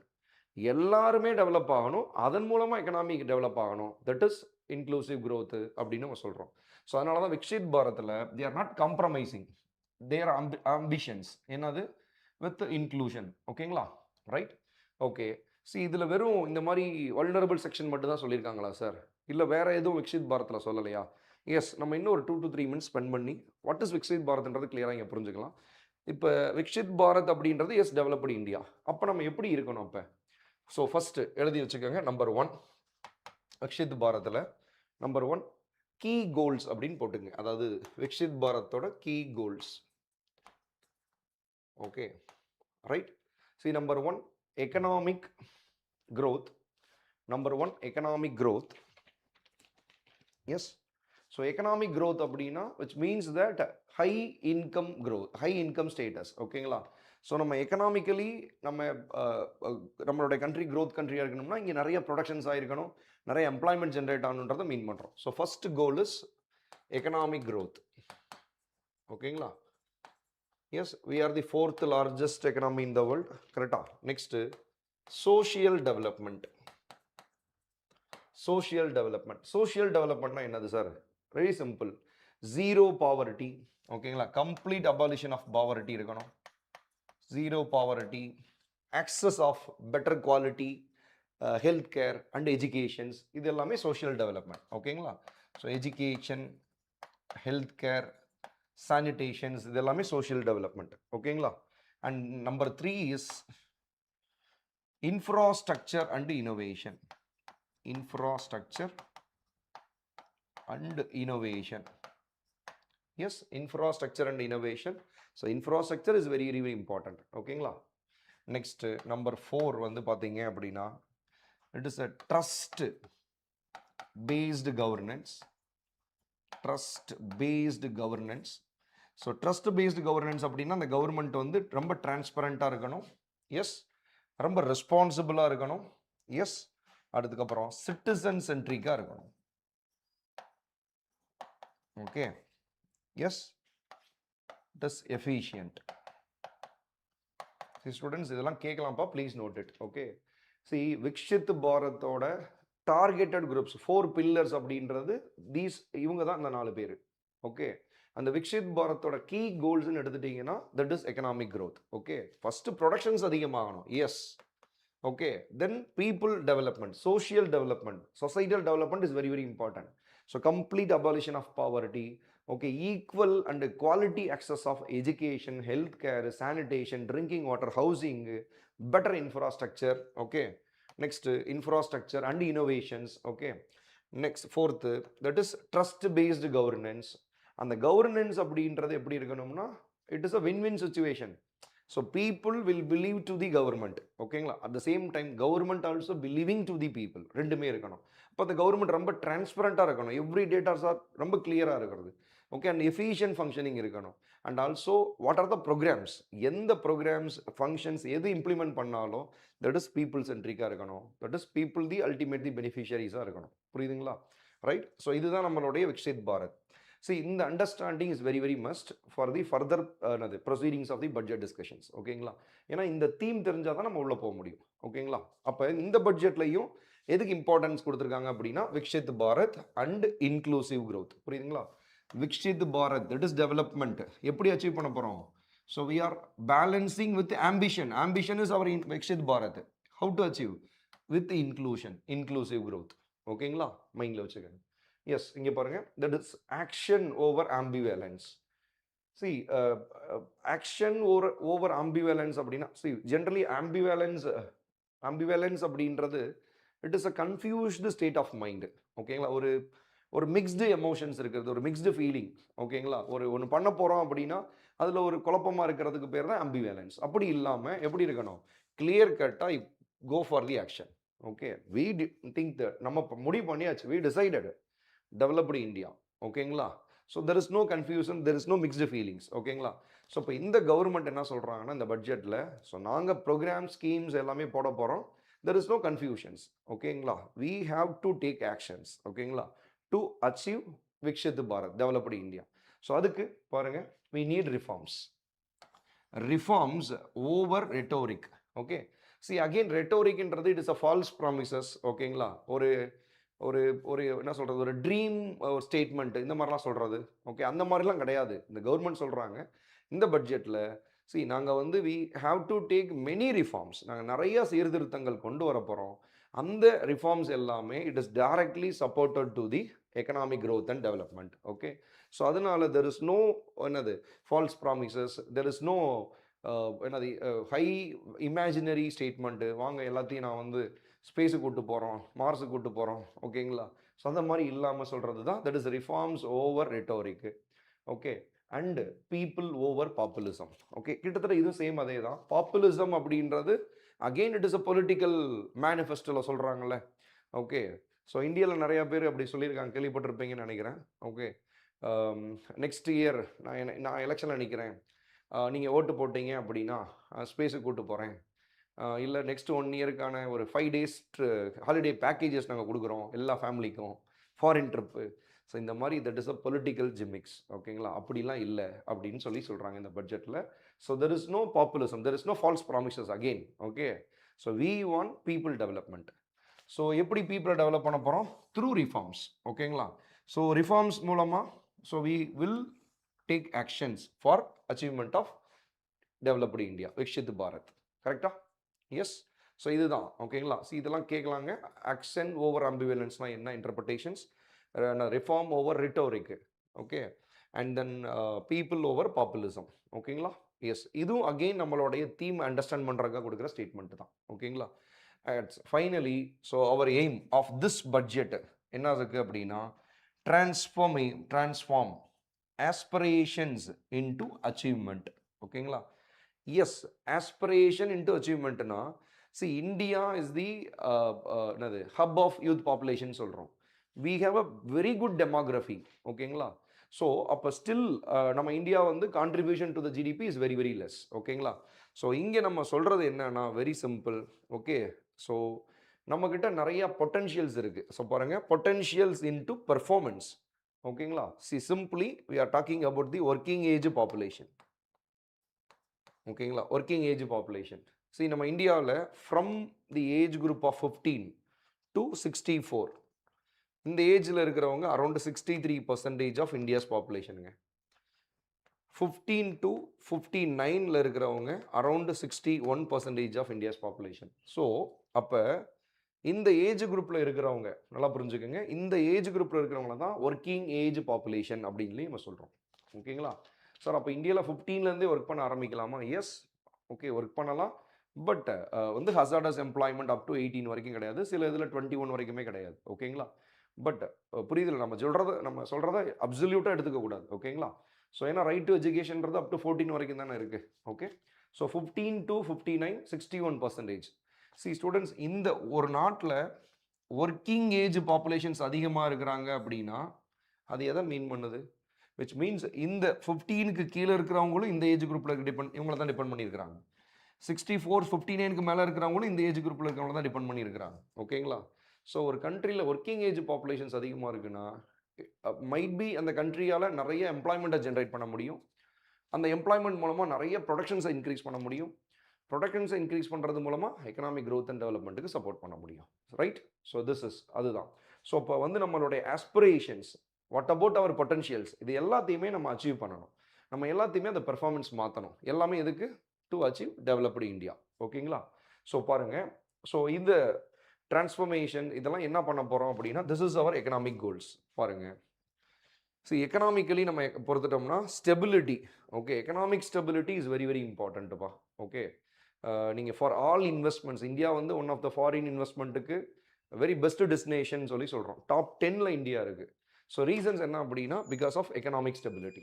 So economic stability is very very important. ஓகேங்களா, so and then fiscal discipline. Fiscal டிசிப்ளின்னா என்ன அர்த்தம்? ஃபிஸ்கல் டிசிப்ளின் அப்படின்னா, டிசிப்ளின் அப்படின்னாலே ரெஸ்பான்சிபிலிட்டி, அந்த மாதிரி புரிஞ்சுக்கங்க. ஃபிஸ்கல் டிசிப்ளினா ரெஸ்பான்சிபிள் ஸ்பெண்டிங்.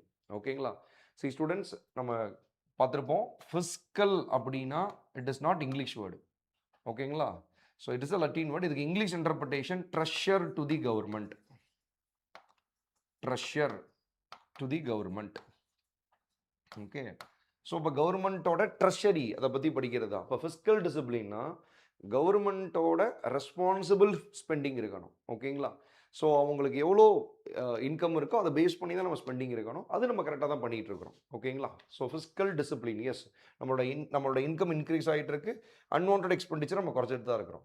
தென் இந்தியாவோட inflation, it is very very important. ஓகேங்களா, இதுவும் நம்ம எப்படி இருக்குது, நம்ம எக்கனாமியில் மாடரேட்டாக தான் இருக்குது. ஓகேங்களா, so we have to maintain moderate inflation. Okay, see students, இந்தியாவில் இன்ஃப்ளேஷனோட டார்கெட் வந்து பார்த்தீங்கன்னா 4%. This is ideal target. But India நம்ம ஃப்ளெக்சிபிலிட்டி கொஞ்சம் வச்சுருக்கிறோம். என்ன ஃப்ளெக்சிபிலிட்டி? +or -2%. ஓகே, அப்போ இந்தியாவில் இன்ஃப்ளேஷன் எப்படி இருக்கணும்னா 4 + 2 6க்கு மேலே போயிடக்கூடாது, 4 - 2 2க்கு கீழேயும் போயிடக்கூடாது.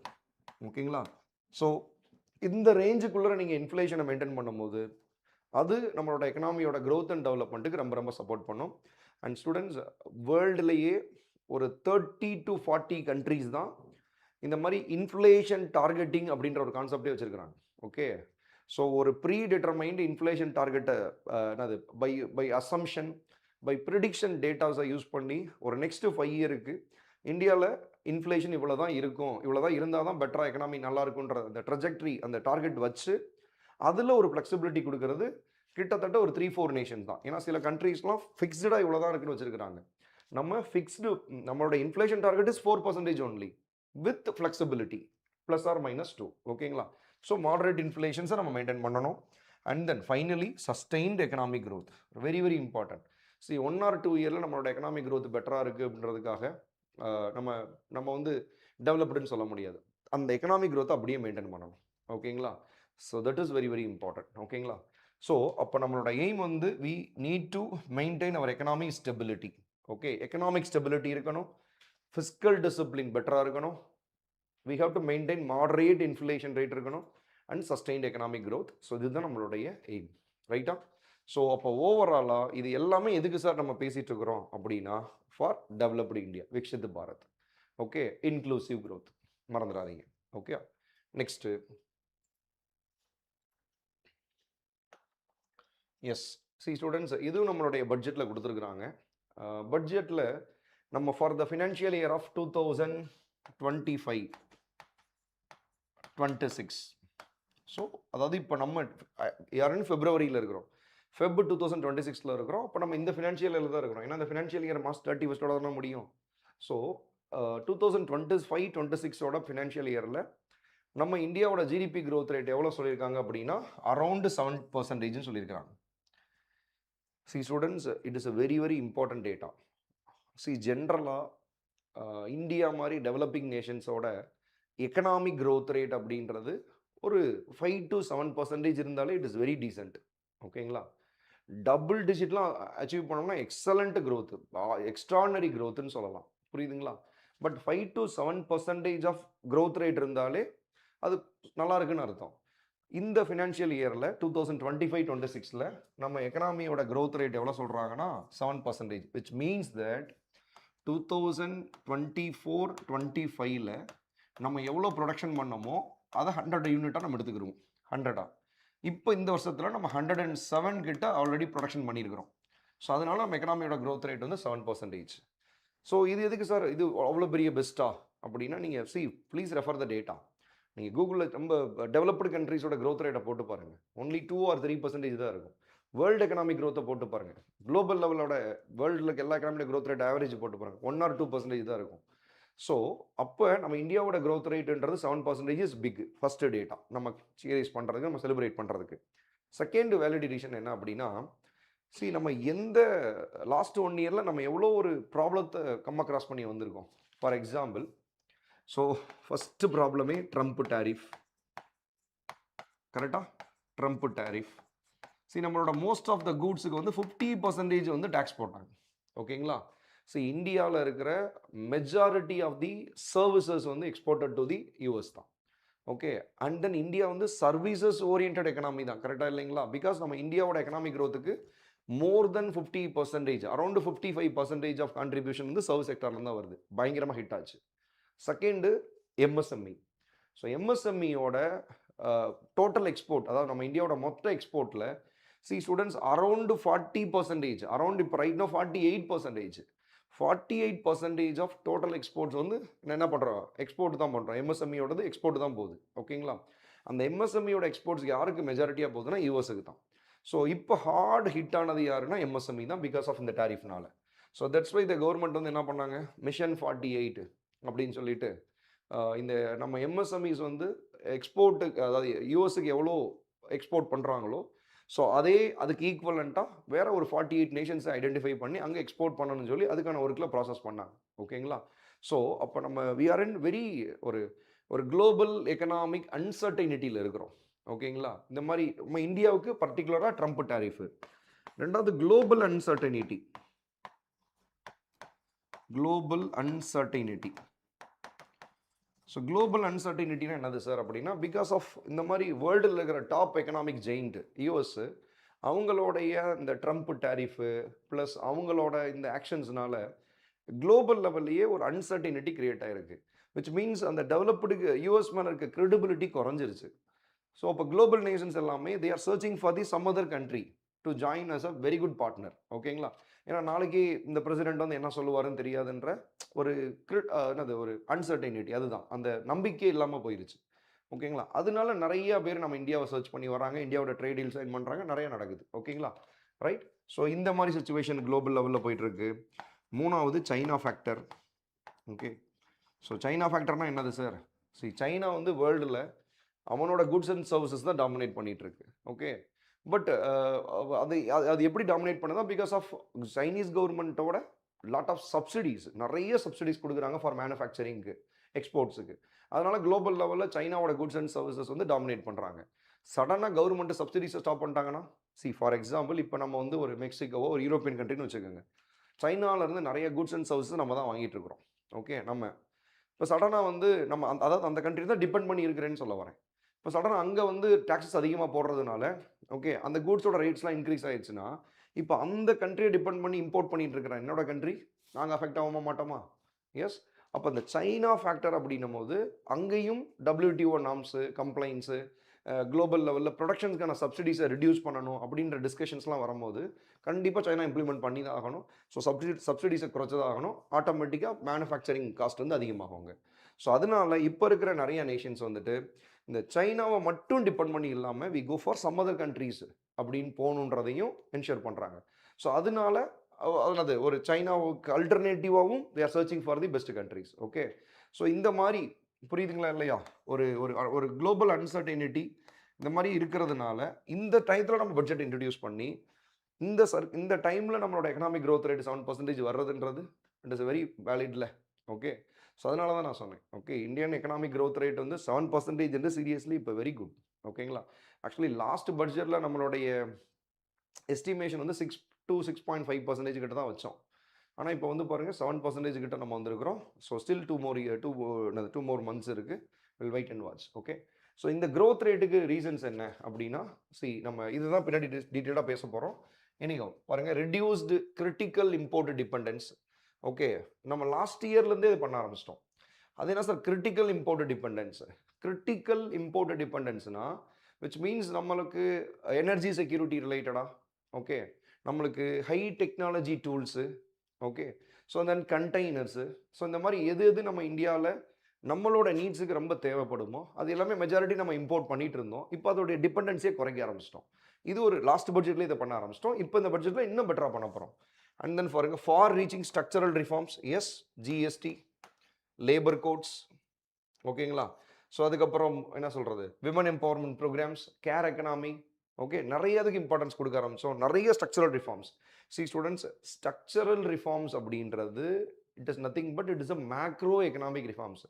நீங்கள் ஜஸ்ட் ஏதோ ஒரு ப்ரொவிஷன்ஸ் ஆட் பண்ணுறது கிடையாது. It is a micro reforms. அது ஸ்ட்ரக்சரல் ரிஃபார்ம்ஸ்னால் என்டையர் சேஞ்சிங் இருக்கும். ஒரு அந்த சேஞ்சிங்னால என்டையர் எக்கனாமியே ஒரு இம்பேக்டில் போகும்.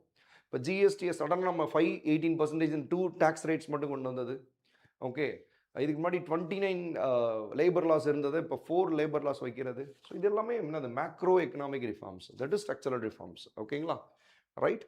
அடுத்து ஃபிஸ்கல் ப்ரூடன்ஸ். ஓகேங்களா? ஃபிஸ்கல் ப்ரூடன்ஸ் அப்படின்னும் போது yes, so we are following the responsible spending. ஓகேங்களா? ரெஸ்பான்சிபிள் ஃபினான்ஷியல் மேனேஜ்மெண்ட் நம்மக்கிட்ட இருக்குது. விச் மீன்ஸ் நம்ம ரெவென்யூவை இன்க்ரீஸ் பண்ணி எக்ஸ்பெண்டிச்சரை நம்ம குறைக்கிறோம்.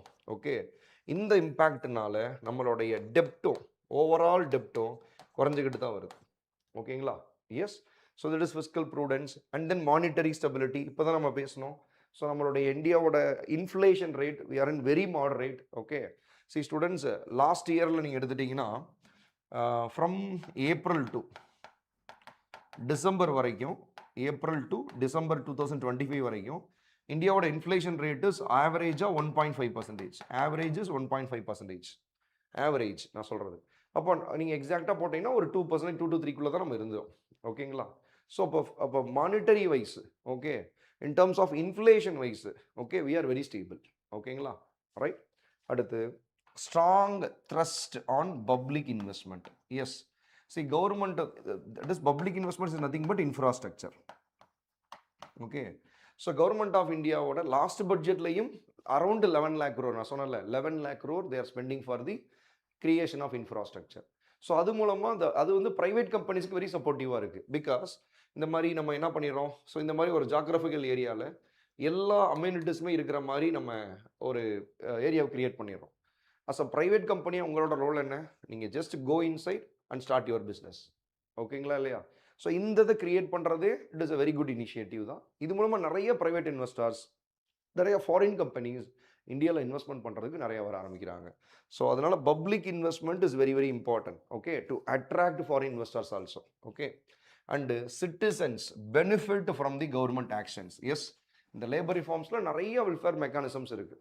இந்த லேபர் ரிஃபார்ம்ஸில் நிறைய ரிஃபார்ம்ஸ் வந்துட்டு it is oriented to the citizens.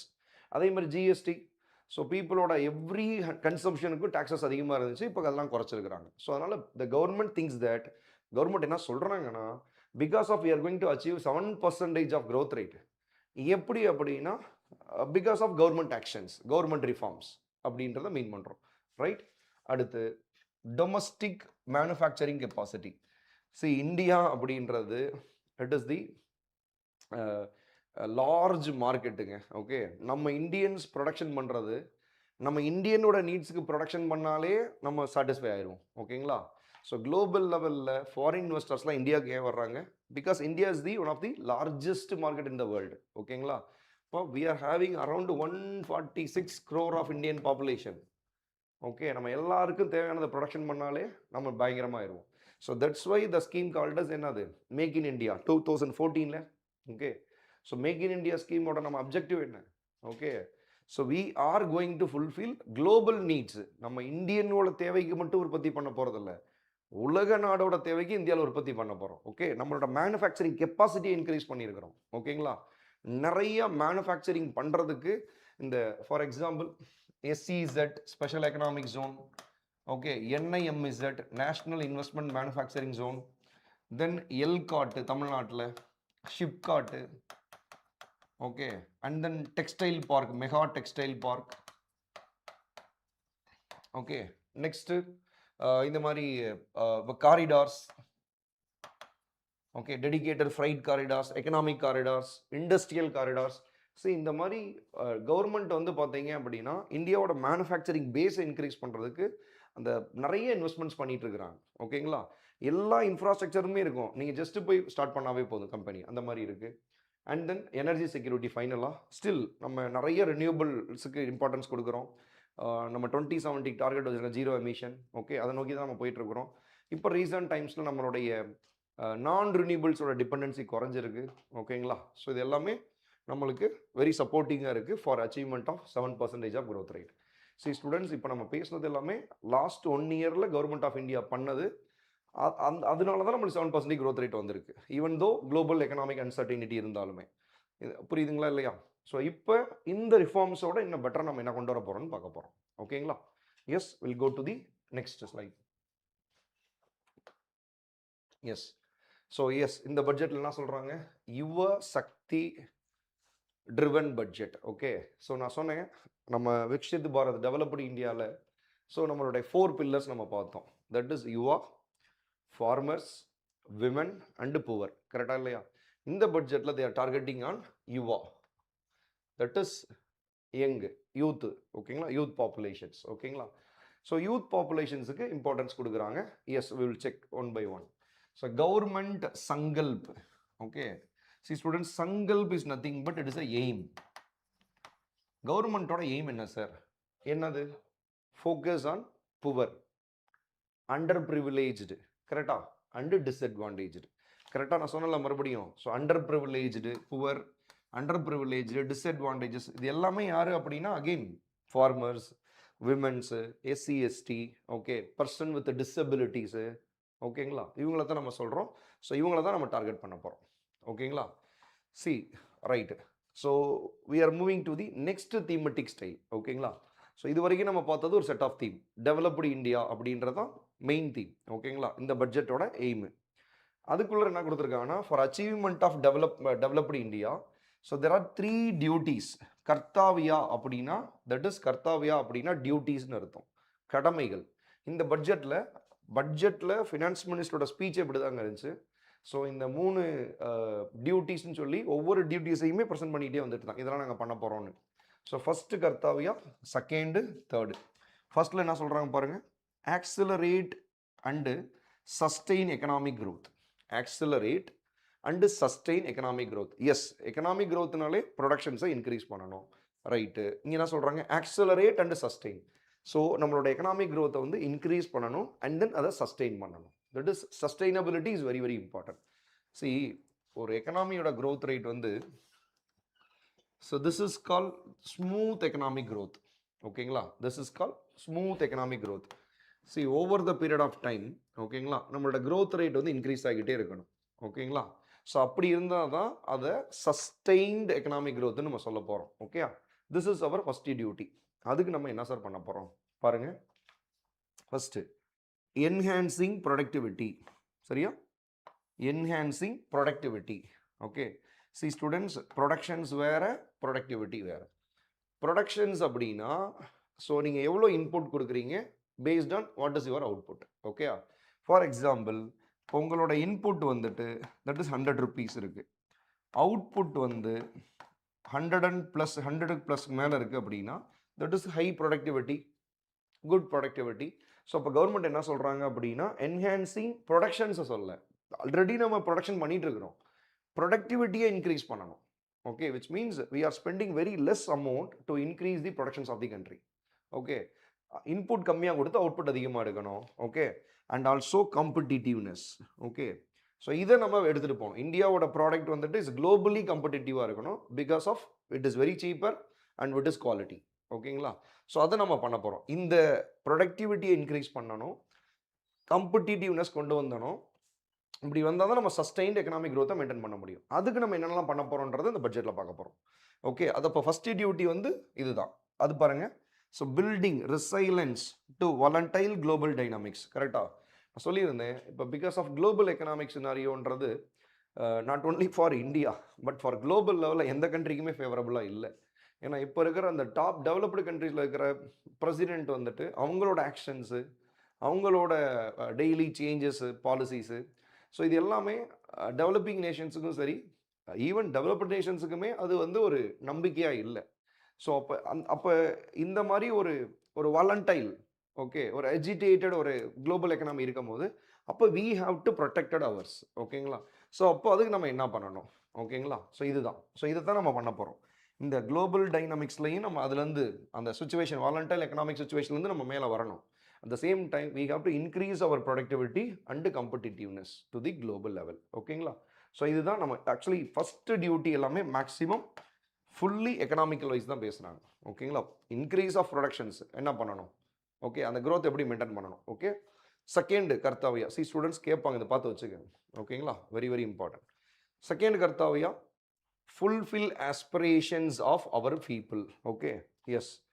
So ரெண்டாவது என்ன சொல்கிறாங்க, பீப்புளுக்கு சில ஆஸ்பிரேஷன்ஸ் இருக்குது. ஓகேங்களா, so they want certain type of needs, requirements, அதை நம்ம ஃபுல்ஃபில் பண்ணணும். என்னது? First build people's capacity.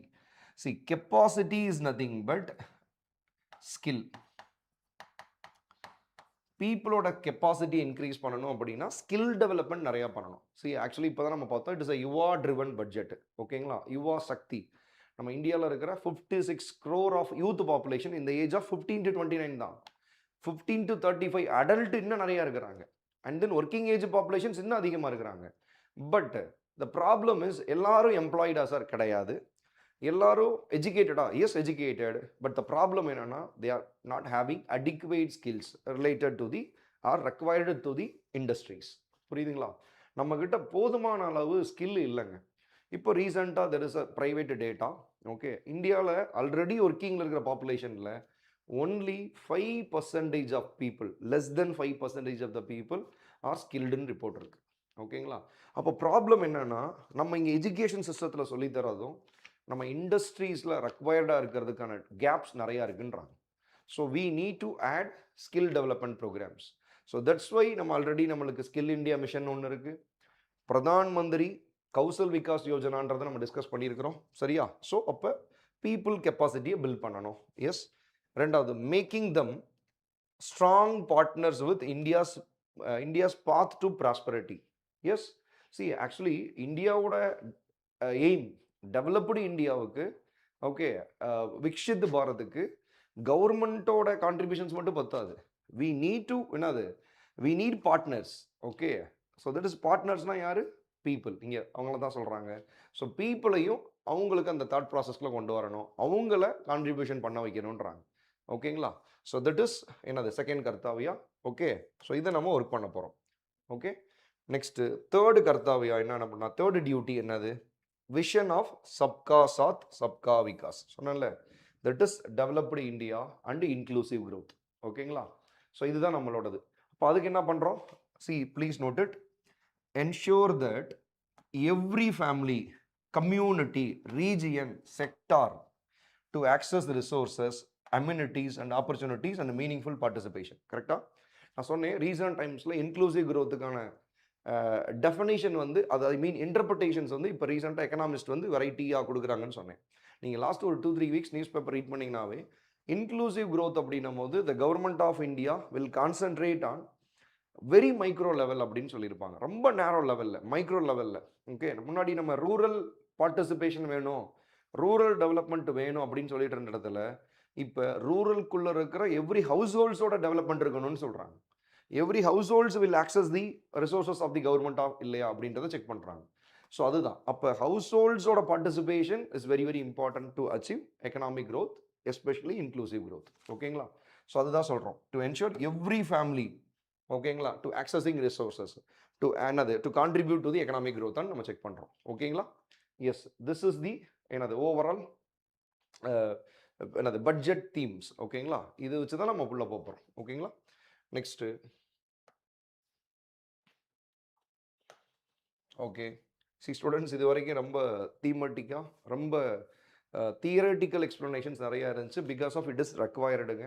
Okay, நீங்கள் யூபிஎஸ்சியோட ப்ரிலிம்ஸ் மெயின்ஸ் போகிறீங்க அப்படின்னா அந்த ஆன்சர்ஸோட மெயின்ஸ் ஆன்சருக்கு இந்த மாதிரி ஒரு பாயிண்ட்ஸ் வந்து ஸ்ட்ரென்த் பண்ணும் உங்களை. ஸோ இந்த தீமெட்டிக் அனாலிசிஸ் இருந்தால் மட்டும்தான் இந்த பட்ஜெட்டை பற்றி நம்ம ரொம்ப பெஸ்ட்டாக புரிஞ்சுக்க முடியும். ஓகேங்களா? Yes, okay. ஸோ ஃபஸ்ட்டு இப்போ வந்து பார்த்தீங்கன்னா நம்ம ரொம்ப ஃபேக்சுவலாக நம்ம சொல்ல போகிறோம். So rupee comes from. ஓகேங்களா? எஸ், இப்போ நம்மளுடைய இந்தியன் பட்ஜெட்டில் அதிகமான பணம் எங்கேருந்து வரும் அப்படின்னா that is borrowings.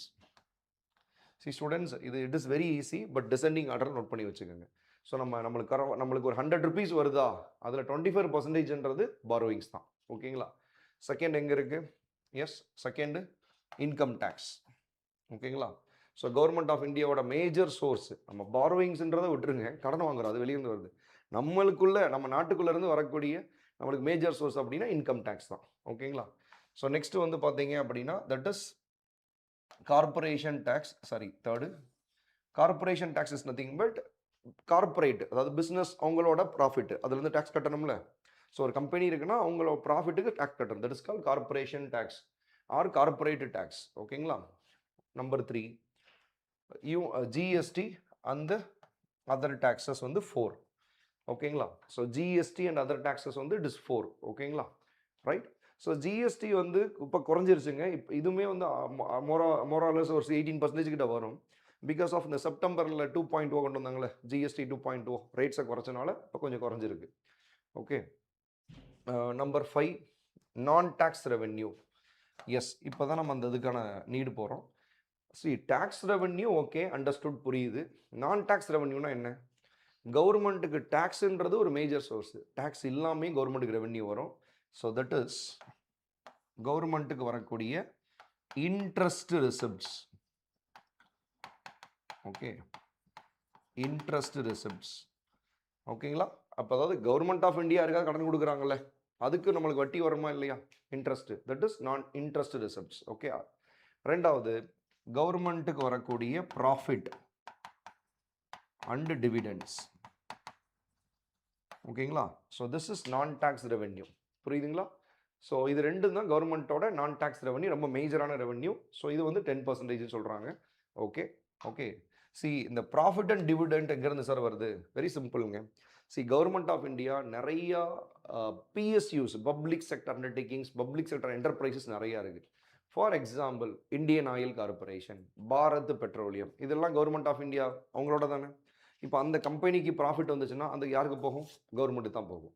For example இப்போ நம்ம தமிழ்நாட்டில் என்எல்சி இருக்குது, நெய்வேலி லிக்னைட் கார்பரேஷன். இந்த நெய்வேலி லிக்னைட் கார்பரேஷனில் அது வந்து it is a public sector enterprises, Navratna company அது, ஓகேங்களா. ஸோ இப்போ நெய்வேலி லிக்னைட் கார்பரேஷனில் ஒரு 2 பார்ட்னர்னு வச்சுக்கோங்க, 2 ஓனர்னு வச்சுக்கோங்க. ஃபார் எக்ஸாம்பிள் ஒரு 80% ஆஃப் த ஓனர் வந்து கவர்மெண்ட் ஆஃப் இந்தியா, 20% வந்து நானுன்னு வச்சுக்கோங்களேன். இப்போ நெய்வேலி லிக்னைட் கார்பரேஷனுக்கு ஒரு ₹100 ப்ராஃபிட் வருது. Okay, after their all expenditure பார்க்கும்போது ₹100 லாபம் நிற்கிது.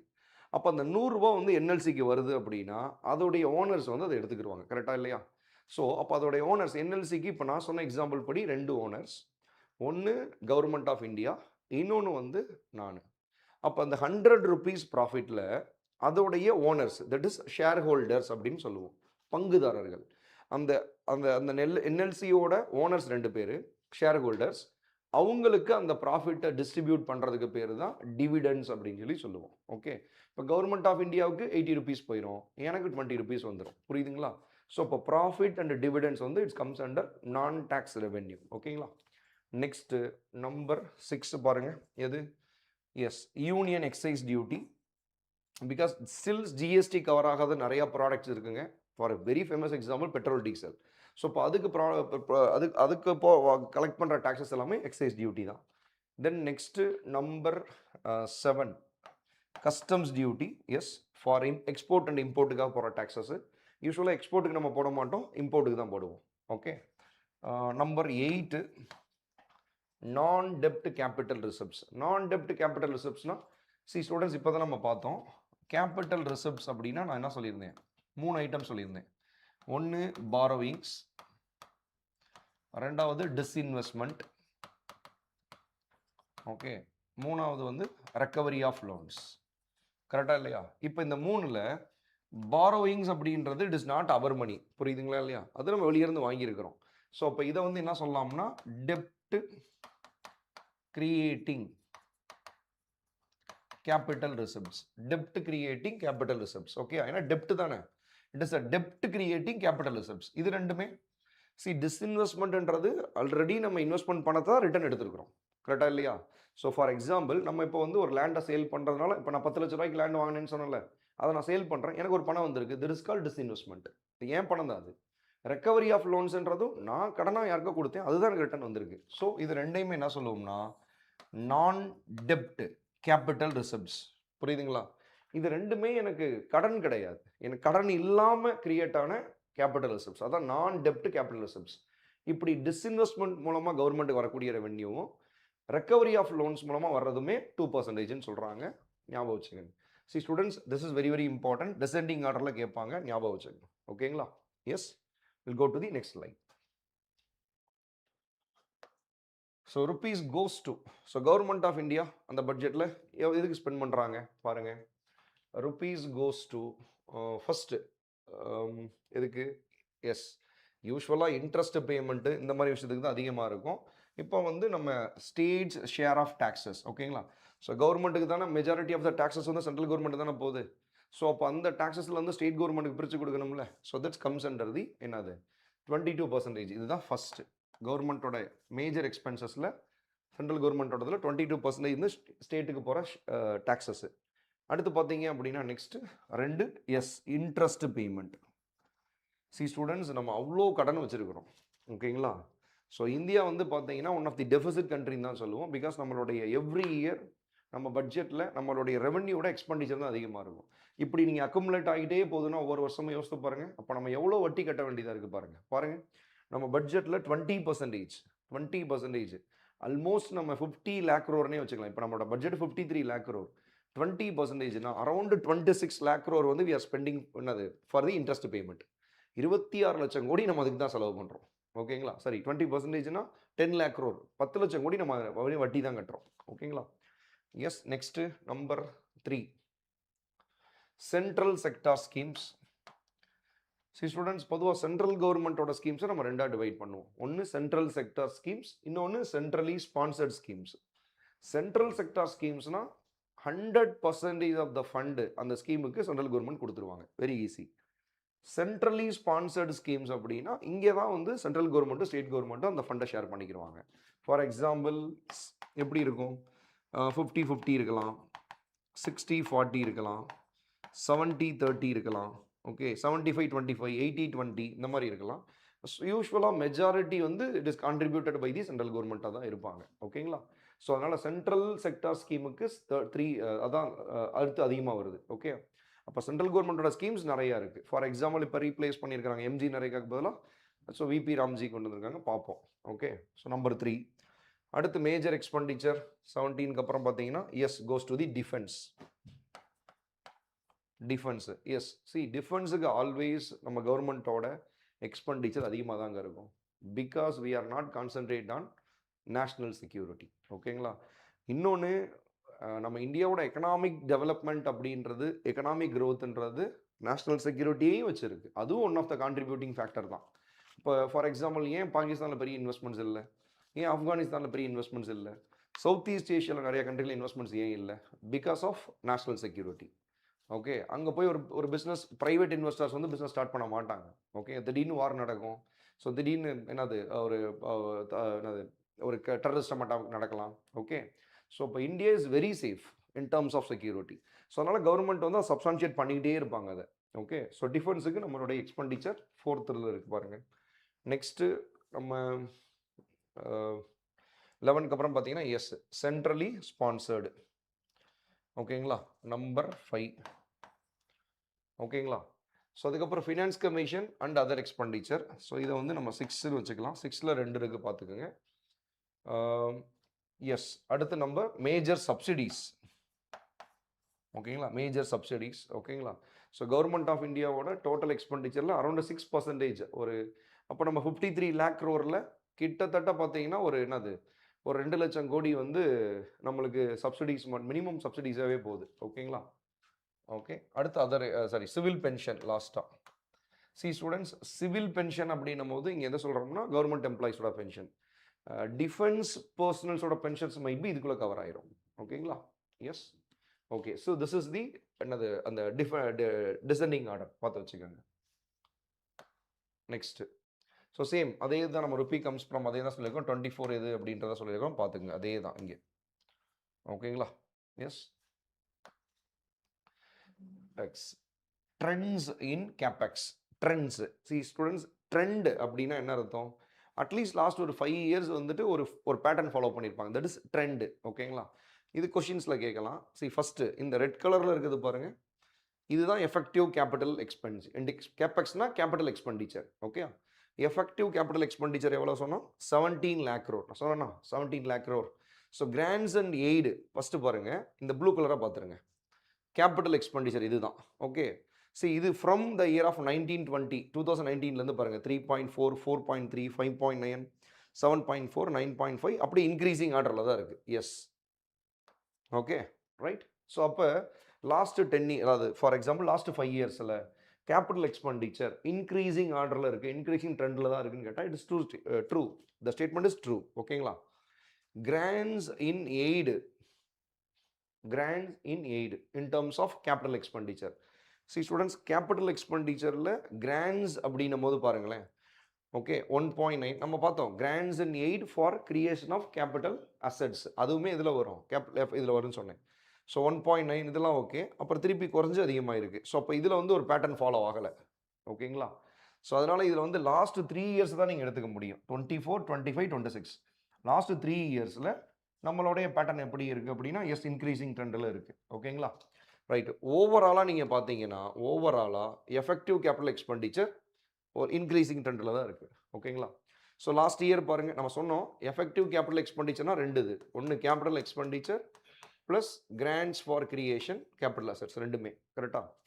So last year 14 lakh crore, இந்த வருஷம் 17 lakh crore. Okay, yes, it is easy. Right.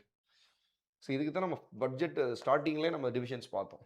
Then central government ஓட எக்ஸ்பெண்டிச்சர் டிபார்ட்மெண்ட் வைஸ் பாருங்கள். ஸோ இதில் ஃபஸ்ட்டு இன்ட்ரெஸ்ட்டை விட்டுருங்க.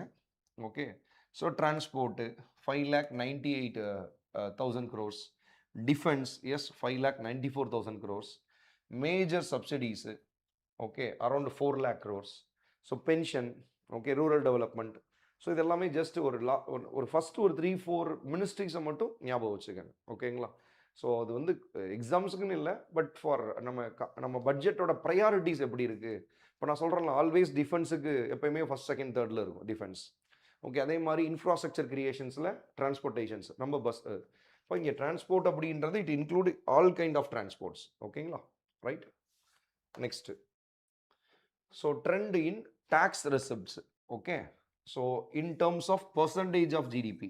சி ஸ்டூடெண்ட்ஸ், நம்மளுக்கு டேக்ஸை வந்து பட்ஜெட்டில் பார்க்கல, ஜிடிபியில் பார்க்க போகிறோம். இப்போ ஃபார் எக்ஸாம்பிள் நம்மளோட பட்ஜெட் சைஸ் வந்து 53 lakh crore, நம்ம டேக்ஸ் வந்து 20 lakh crore வந்திருக்குன்னு வச்சுக்கோங்க ஒரு எக்ஸாம்பிள், ஓகே. அப்போ 50% கிடையாது, அப்படி நம்ம பார்க்க போகிறல, ஜிடிபி வச்சு பார்க்க போகிறோம், ஓகேங்களா? ஸோ ஃபஸ்ட்டு நீங்கள் நோட் பண்ண வேண்டியது, that is call gross tax revenue, GTR. So gross tax revenue 11.2ங்க, ஓகேங்களா? Yes. So comparing to the last year, இந்த வருஷம் நம்மளுக்கு கொஞ்சம் குறைவாக தான் நம்ம எக்ஸ்பெக்ட் பண்ணுறோம், 11.2, ஓகே. இது it is very simple substantiation. என்னது? ஸோ பிகாஸ் ஆஃப் ஜிஎஸ்டி ரேட்ஸை குறைச்சிருக்கிறோம். இது indirect டேக்ஸஸில்.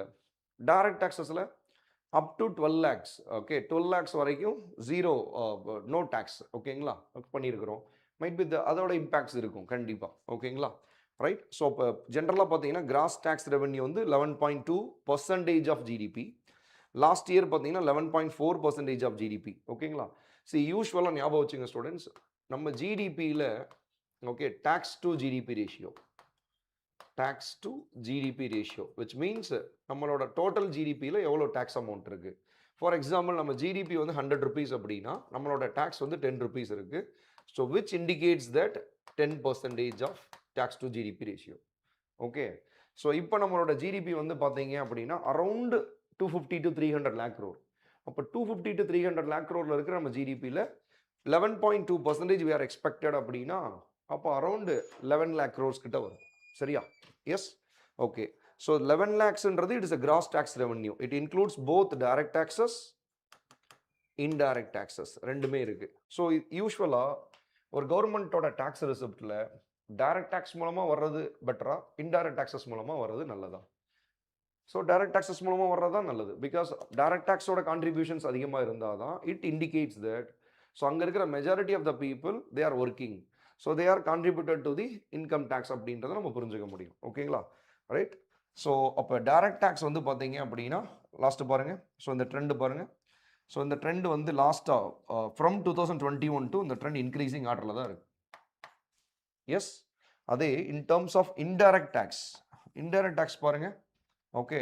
C students, indirect tax வந்து பர்சன்டேஜ் வைஸ் ரெடியூஸ் ஆகுது அப்படின்னா விச் மீன்ஸ் தட் நீங்கள் இது சார் டேக்ஸ் கலெக்ஷன்ஸ் குறைஞ்சிருச்சா சார், அப்படி கிடையாது, ஓகே. இதோட கான்ட்ரிபியூஷன்ஸ் அதிகமாக இருக்கிறதுனால கூட இங்கே குறையலாம், ஓகேங்களா? எஸ். அண்ட் தென் இங்கே நான் ஒரு இம்பாக்ட் சொன்னது வந்து பிகாஸ் ஆஃப் ஜிஎஸ்டியில் ரிஃபார்ம்ஸ்னால, ஓகேங்களா? Right. So this is the என்னது பாருங்க, அப்படியே இன்டைரக்ட் டேக்ஸோட கான்ட்ரிபியூஷன்ஸ் வந்து கம்மியாகிட்டு தான் இருக்குது, ஓகே. டைரக்ட் டேக்ஸோட கான்ட்ரிபியூஷன்ஸ் வந்து இன்க்ரீஸ் ஆகிட்டே இருக்குது, ஓகேங்களா? எஸ். ஸோ இந்த ட்ரெண்ட் ஞாபகம் வச்சுங்க, that is very very important, ஓகேங்களா? Yes. Okay, go to the next slide. So resources transferred to the states and union territories, ஓகேங்களா? சி ஓவராலாக from 2019-20 comparing to the this year, ஓகேங்களா? So பாருங்கள் இது வரைக்கும், ஓகேங்களா, நம்மளுடைய ட்ரான்ஸ்ஃபர், அதாவது resources transfer to the states வந்து இன்க்ரீசிங் ஆர்டரில் தான் இருக்குது, ஓகேங்களா? கரெக்ட். ஏன்னா ஆல்வேஸ், ஓகேங்களா, பிகாஸ் ஆஃப் ஸ்டேட்டுக்கும் நிறைய டிமாண்ட்ஸ் இருக்குது, நிறைய ரெக்குவயர்மெண்ட்ஸ் இருக்குது. They have to fulfil their own promises, their own developments. So அப்போ ஆட்டோமேட்டிக்காக ட்ரான்ஸ்ஃபர் அதிகமாகிட்டு தான் இருக்குது, ஓகேங்களா? எஸ். ஸோ பட்ஜெட் எஸ்டிமேட்டில் இந்த வருஷத்தில் 26 lakh crores வந்துட்டு they are transfer to the states அப்படின்றத வச்சுருக்காங்க, okay. States and union territories, ஓகேங்களா? Right. Next, yes. See students, actually this is a railway பட்ஜெட்டுங்க, ஓகேங்களா? Right. Railway budget for just ஒரு historical aspect of discussion is, okay. See budget, okay, so budget அப்படின்றது முன்னாடி ஒன்று தான் இருந்துச்சு. Okay, just historical discussion. Okay, அப்போ British government என்ன பண்ணுறாங்க அப்படின்னா ஃபார் ஃபினான்ஷியல் அட்மினிஸ்ட்ரேஷனுக்காக. ஓகே, ஸோ அந்த டைமில் நம்ம கவர்மெண்ட் ஆஃப் இந்தியாவோட மெஜாரிட்டி ஆஃப் எக்ஸ்பெண்டிச்சர் ரயில்வேஸ்க்கு மட்டும்தான் போச்சு அதிகமாக. ஏன்னா பிகாஸ் அது வந்து ஒரு என்ன சொல்கிறது, ஒரு அந்த டைமில் ஒரு பெரிய இன்ஃப்ராஸ்ட்ரக்சர் கிரியேஷன் தானே. ஸோ அதனால government of India for example ஒரு 100 rupees ஸ்பெண்ட் பண்ண வச்சுருக்காங்க அப்படின்னா அரௌண்டு 50% மேலே ரயில்வேஸ்க்கு தான் போகுது. ஓகேங்களா. ஸோ பட் அதுலேருந்து ரிட்டர்ன்ஸ் எவ்வளோ வருதுன்றதை நம்மளால் ஐடென்டிஃபை பண்ண முடியல. ஓகே, அப்போ நம்ம ரயில்வேஸ் பட்ஜெட்டை நம்ம செப்பரேட்டாக வச்சா என்ன? ஓகேங்களா, ஃபார் ஃபினான்ஷியல் அட்மினிஸ்ட்ரேஷன். இப்போ அது செப்பரேட் பட்ஜெட்டாக வைக்கும் போது அப்போ அங்கேருந்து எவ்வளோ மணி ஸ்பெண்ட் ஆகுது, ரிட்டர்ன் எவ்வளோ வருதுன்றதை நம்ம ஈஸியாக நம்ம அண்டர்ஸ்டாண்ட் பண்ண முடியும். ஓகே, ஸோ இப்போ பட்ஜெட்டை that is Bibek Debroy committee. Bibek Debroy, சரிங்க. ஸோ இது வந்து மெர்ஜ் பண்ணது. Okay, okay, yes. See budget அப்படின்றது ரெண்டாக ஸ்ப்ளிட் பண்ணுறாங்க. ஓகேங்களா, general budget, general budget, railway budget. எப்போ இருந்து சார்? ஃப்ரம் 1924. ஓகே, யாரோட ரெக்கமெண்டேஷன்ஸ் மூலமா? அப்போ டியூரிங் பிரிட்டிஷ் பீரியடில் William Acworth. Okay, so William Acworth அப்படின்ற ஒரு பிரிட்டிஷ் தலைமையில் நம்ம என்ன பண்ணுறோம், பட்ஜெட்டை ரெண்டாக டிவைட் பண்ணுறாங்க. ஸோ இவரோட ரெக்கமெண்டேஷன் தான் ஃபார் பிரிட்டிஷ் இந்தியாவோட ஃபினான்ஷியல் அட்மினிஸ்ட்ரேஷனுக்காக நாங்கள் பட்ஜெட்டை ரெண்டாக டிவைட் பண்ணுறோம் அப்படின்றது சொன்னாங்க.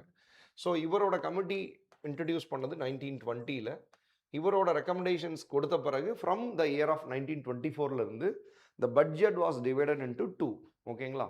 ஸோ த ஒன் இஸ் என்னது general budget, second one is railway budget அப்படின்னு பிரிச்சிட்டாங்க. ஓகே, ஸோ அப்போ இந்த சிஸ்டம் தான் வந்து பார்த்தீங்கன்னா அப் டு 2016 வரைக்கும் இருந்துச்சுங்க. ஓகே, 2016லேயும் இந்தியாவில் 2 பட்ஜெட் தான். அதாவது last working day of February வந்து ரயில்வே ஜென்ரல் பட்ஜெட்டும், வெரி நெக்ஸ்ட் டே மார்ச் 1 வந்து ரயில்வே பட்ஜெட்டும் வரும். ஓகேங்களா. But from the year of 2017லேருந்து இந்தியாவில் ஒரே ஒரு பட்ஜெட் தான்.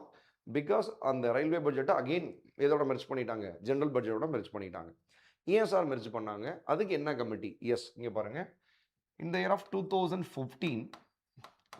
ஸோ இந்த சென்ட்ரல் கவர்மெண்ட் பிஜேபி கவர்மெண்ட் வந்து என்ன சொன்னாங்க அப்படின்னா பிபேக் தேப்ராய், பிபேக் தேப்ராய் நோட் பண்ணி வச்சுங்க. வெரி குட் பர்சனுங்க. இப்போ ரீசெண்ட் டைமில் லாஸ்ட் இயர் தான் டெத் ஆனார். நிறைய நியூஸஸ் வந்து இவரை பற்றி இருந்துச்சு. மாடர்ன் மேக்கர்னு சொல்லலாம், very knowledgeable person. So Bibek Debroy இவர் தலைமையில் கமிட்டி போடுறாங்க. இவர் வந்து என்ன பண்ணுறாரு அப்படின்னா ரெக்கமெண்டேஷன்ஸ் கொடுக்குறாரு. ரயில்வே பட்ஜெட்டை அகெயின் நம்ம ஜென்ரல் பட்ஜெட்டோட மெர்ஜ் பண்ணிடலான்றது.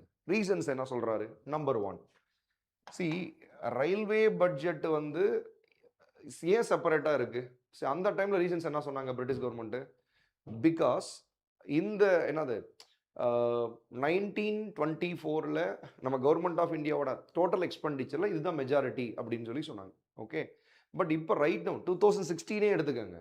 2016 ரயில்வேஸை விட டிஃபென்ஸுக்கு அதிகமாக ஸ்பெண்ட் பண்ணுறோம், ரயில்வேஸை விட அதிகமாக அக்ரிகல்ச்சருக்கு ஸ்பெண்ட் பண்ணுறோம்.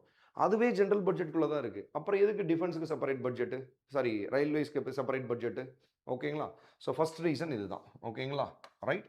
செகண்ட் ரீசன் என்ன சொல்கிறாருன்னா ரயில்வேஸை இப்போ செப்பரேட்டாக வச்சதுனால அங்கே வர்ற ரெவென்யூ அண்ட் எக்ஸ்பெண்டிச்சர் அவங்களே தான் மேனேஜ் பண்ணிக்கிறணும். ஆக்சுவலி நீங்கள் ரயில்வே பொறுத்த வரைக்கும் அதிகமாக ரெவென்யூ இருக்குன்னு நினைக்கிறீங்க? கிடையாது. ரயில்வேன்றது it's a cheap man mode of ட்ராவல்னு சொல்லுவாங்க. அப்படின்னா ஏழைகள் போகக்கூடிய வண்டி. ஸோ அதனால் கவர்மெண்ட் ஆஃப் இந்தியா அதோடைய டிக்கெட் ஃபேர்லாம் பார்த்தீங்கன்னா பயங்கரமாக இன்க்ரீஸ்லாம் பண்ண மாட்டாங்க. ஓகே, ஸோ அப்போ அவங்களுக்கு ரிட்டர்ன்ஸ் வர்றதுன்றது வெரி கம்மியாக இருக்கும், ரொம்ப ரொம்ப கம்மியாக இருக்கும். இப்போ ரிட்டர்ன்ஸ், அதாவது கவர்மெண்ட் ஆஃப் இந்தியாவுக்கு எஸ்பெஷலி ரயில்வேஸுக்கு இன்கம் இல்லை அப்படின்னா அவங்க எப்படி பெரிய ப்ராஜெக்டில் போவாங்க? அவங்க எப்படி அந்த ரயில்வேஸை மாடர்னைசேஷன் பண்ணுவாங்க? ஸோ அப்போ ஸ்டில் ரயில்வேஸ் வந்து comparing to the other countries நம்ம கண்ட்ரி ரொம்ப போராக இருக்குது. ஸோ அப்போ அதை மாடர்னைஸ் பண்ணி ஆகணும் அப்படின்னா we need finance, we need resources, பணம் வேணும். அப்போ நம்ம ஜென்ரல் பட்ஜெட்டோட மெர்ஜ் பண்ணும்போது அங்கேருந்து ஃபண்டு கிடைக்கும், we go for the modernisation. ஓகேங்களா, ரைட். செகண்டு, அதாவது ஆல்ரெடி ஸ்டால்டு ப்ராஜெக்டே நிறையா இருக்குது. ஸ்டால்டு ப்ராஜெக்ட்னா இன்கம்ப்ளீட்டடாக இருக்கிற ப்ராஜெக்டே நிறையா இருக்குது. ஸ்டார்ட் பண்ணியிருக்கிறாங்க, ஸ்டாப் பண்ணிட்டாங்க, ஃபினான்ஸ் இல்லாதனால, ஃபண்ட் இல்லாதனால. அதுவே நிறையா இருக்குது. அப்போ அதை கம்ப்ளீட் பண்ணணும்.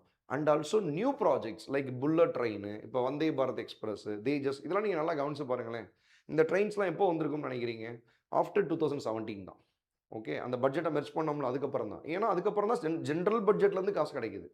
ஸோ அப்போ தான் ரயில்வே வந்து கோ ஃபார் தி மாடர்னைசேஷன் போகிறாங்க. எஸ்பெஷலி கமர்ஷியலைசேஷன் ஆஃப் ரயில்வேஸ்ன்றதை ஸ்டார்ட் பண்ணுறாங்க. அதாவது ஸ்டில் இப்போ மதுரையிலேருந்து சென்னைக்கு இப்போயும் வைகை எக்ஸ்பிரஸ் இருக்குங்க. ஓகே, அதோட சேர் கேர் ஏசியில் போகிறாங்களே, அதோட காஸ்ட் எடுத்துட்டிங்கன்னா ஒரு 600 to 700 rupees இருக்கும். ஓகே, பட் நீங்கள் வந்தே பாரத்லேயோ இல்லை தேஜஸ்லேயோ வரும்போது அது அப்படியே 1200 1300 rupees இருக்கும் train cost.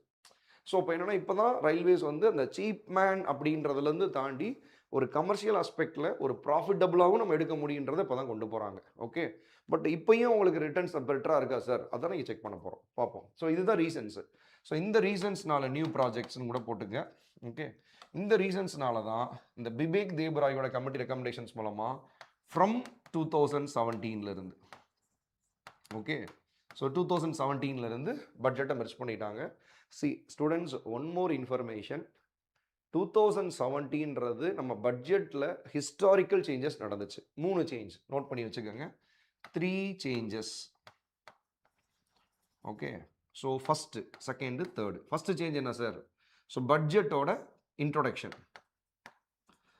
C up to 2016 வரைக்கும் பட்ஜெட் வந்து லாஸ்ட் ஒர்க்கிங் டே தான், Feb 28 தான்.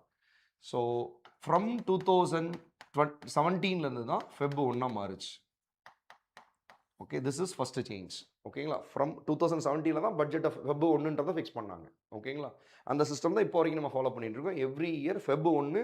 சி இந்த வருஷம் 2026 Feb 1 வந்து சண்டே வந்துச்சு. சண்டேவும் the government is ready to present the budget. புரியுதுங்களா இல்லையா? ஸோ அதனால் ஒருவேளை சண்டேவாக இருந்தால் பண்ண மாட்டாங்கன்ற மாதிரி எடுத்துக்க வேணாம், ரெடி ஆகிட்டாங்க. ஓகே, செகண்ட் சேஞ்சஸ் என்னென்னா merger of railway budget with general budget. சரியா? Merger of railway budget with general budget. ஓகேங்களா? ஸோ இப்போ வந்து அதாவது 2016 வரைக்கும் 2 பட்ஜெட் இருந்துச்சு. இப்போ இந்தியன் கவர்மெண்ட்டுக்கு ஒரு பட்ஜெட் தான், February 1 ஜென்ரல் பட்ஜெட். அதுக்குள்ளே ரயில்வே ஒரு எப்படி மற்ற டிபார்ட்மெண்ட்ஸ் அக்ரிகல்ச்சர், டிஃபென்ஸு, ரூரல் டெவலப்மெண்ட்லாம் இருக்கும், அதே மாதிரி ரயில்வேஸும் ஒரு டிபார்ட்மெண்ட்டாக இருந்திருப்பாங்க. ஓகே, மூணாவது, they are plan to discontinue plan and நான் பிளான் எக்ஸ்பெண்டிச்சர். இப்போ இந்த சிஸ்டம் கிடையாது. 2016 வரைக்கும் இந்த சிஸ்டம் இருந்துச்சு. அதாவது what is plan expenditure? Planned எக்ஸ்பெண்டிச்சர்னு சொல்லுவாங்க. சி 2016 வரைக்கும் கவர்மெண்ட் ஆஃப் இந்தியா ஒரு செலவு பண்ணுறாங்கன்னு வச்சுக்கோங்களேன், 2 வழியில் தான் செலவு பண்ணி ஆகும். ஒன்று அது பிளான்டு எக்ஸ்பெண்டிச்சராக இருக்கணும், இன்னொன்று நான் பிளான் எக்ஸ்பெண்டிச்சராக இருக்கணும். அப்படின்னு என்னது சார்? பிளான் எக்ஸ்பெண்டிச்சர்னா வெரி சிம்பிள், 5 இயர் பிளான்ஸுக்கு ஸ்பெண்ட் பண்ணுறது எல்லாமே பிளான்ட் எக்ஸ்பெண்டிச்சர். நான் பிளான் எக்ஸ்பெண்டிச்சர்னா except 5 year plan, other spendings எல்லாமே non plan expenditure. Very simple. இந்த வழியில் தான் செலவு பண்ணணும், 2 வழியில் தான். ஓகேங்களா சார்? 2014 பிளானிங் கமிஷன் போயிருச்சு, அப்புறம் எதுக்கு 2017? பட் அதில் போட்ட சில ஸ்கீம்ஸ் இருக்கும்ல, அதுக்கு நம்ம பே பண்ண வேண்டிய லையபிலிட்டியில் இருப்போம், கட்டாயத்தில் இருப்போம், நம்ம அதனால் பே பண்ணணும். அதுக்காக தான் அது கொண்டு வந்தாங்க.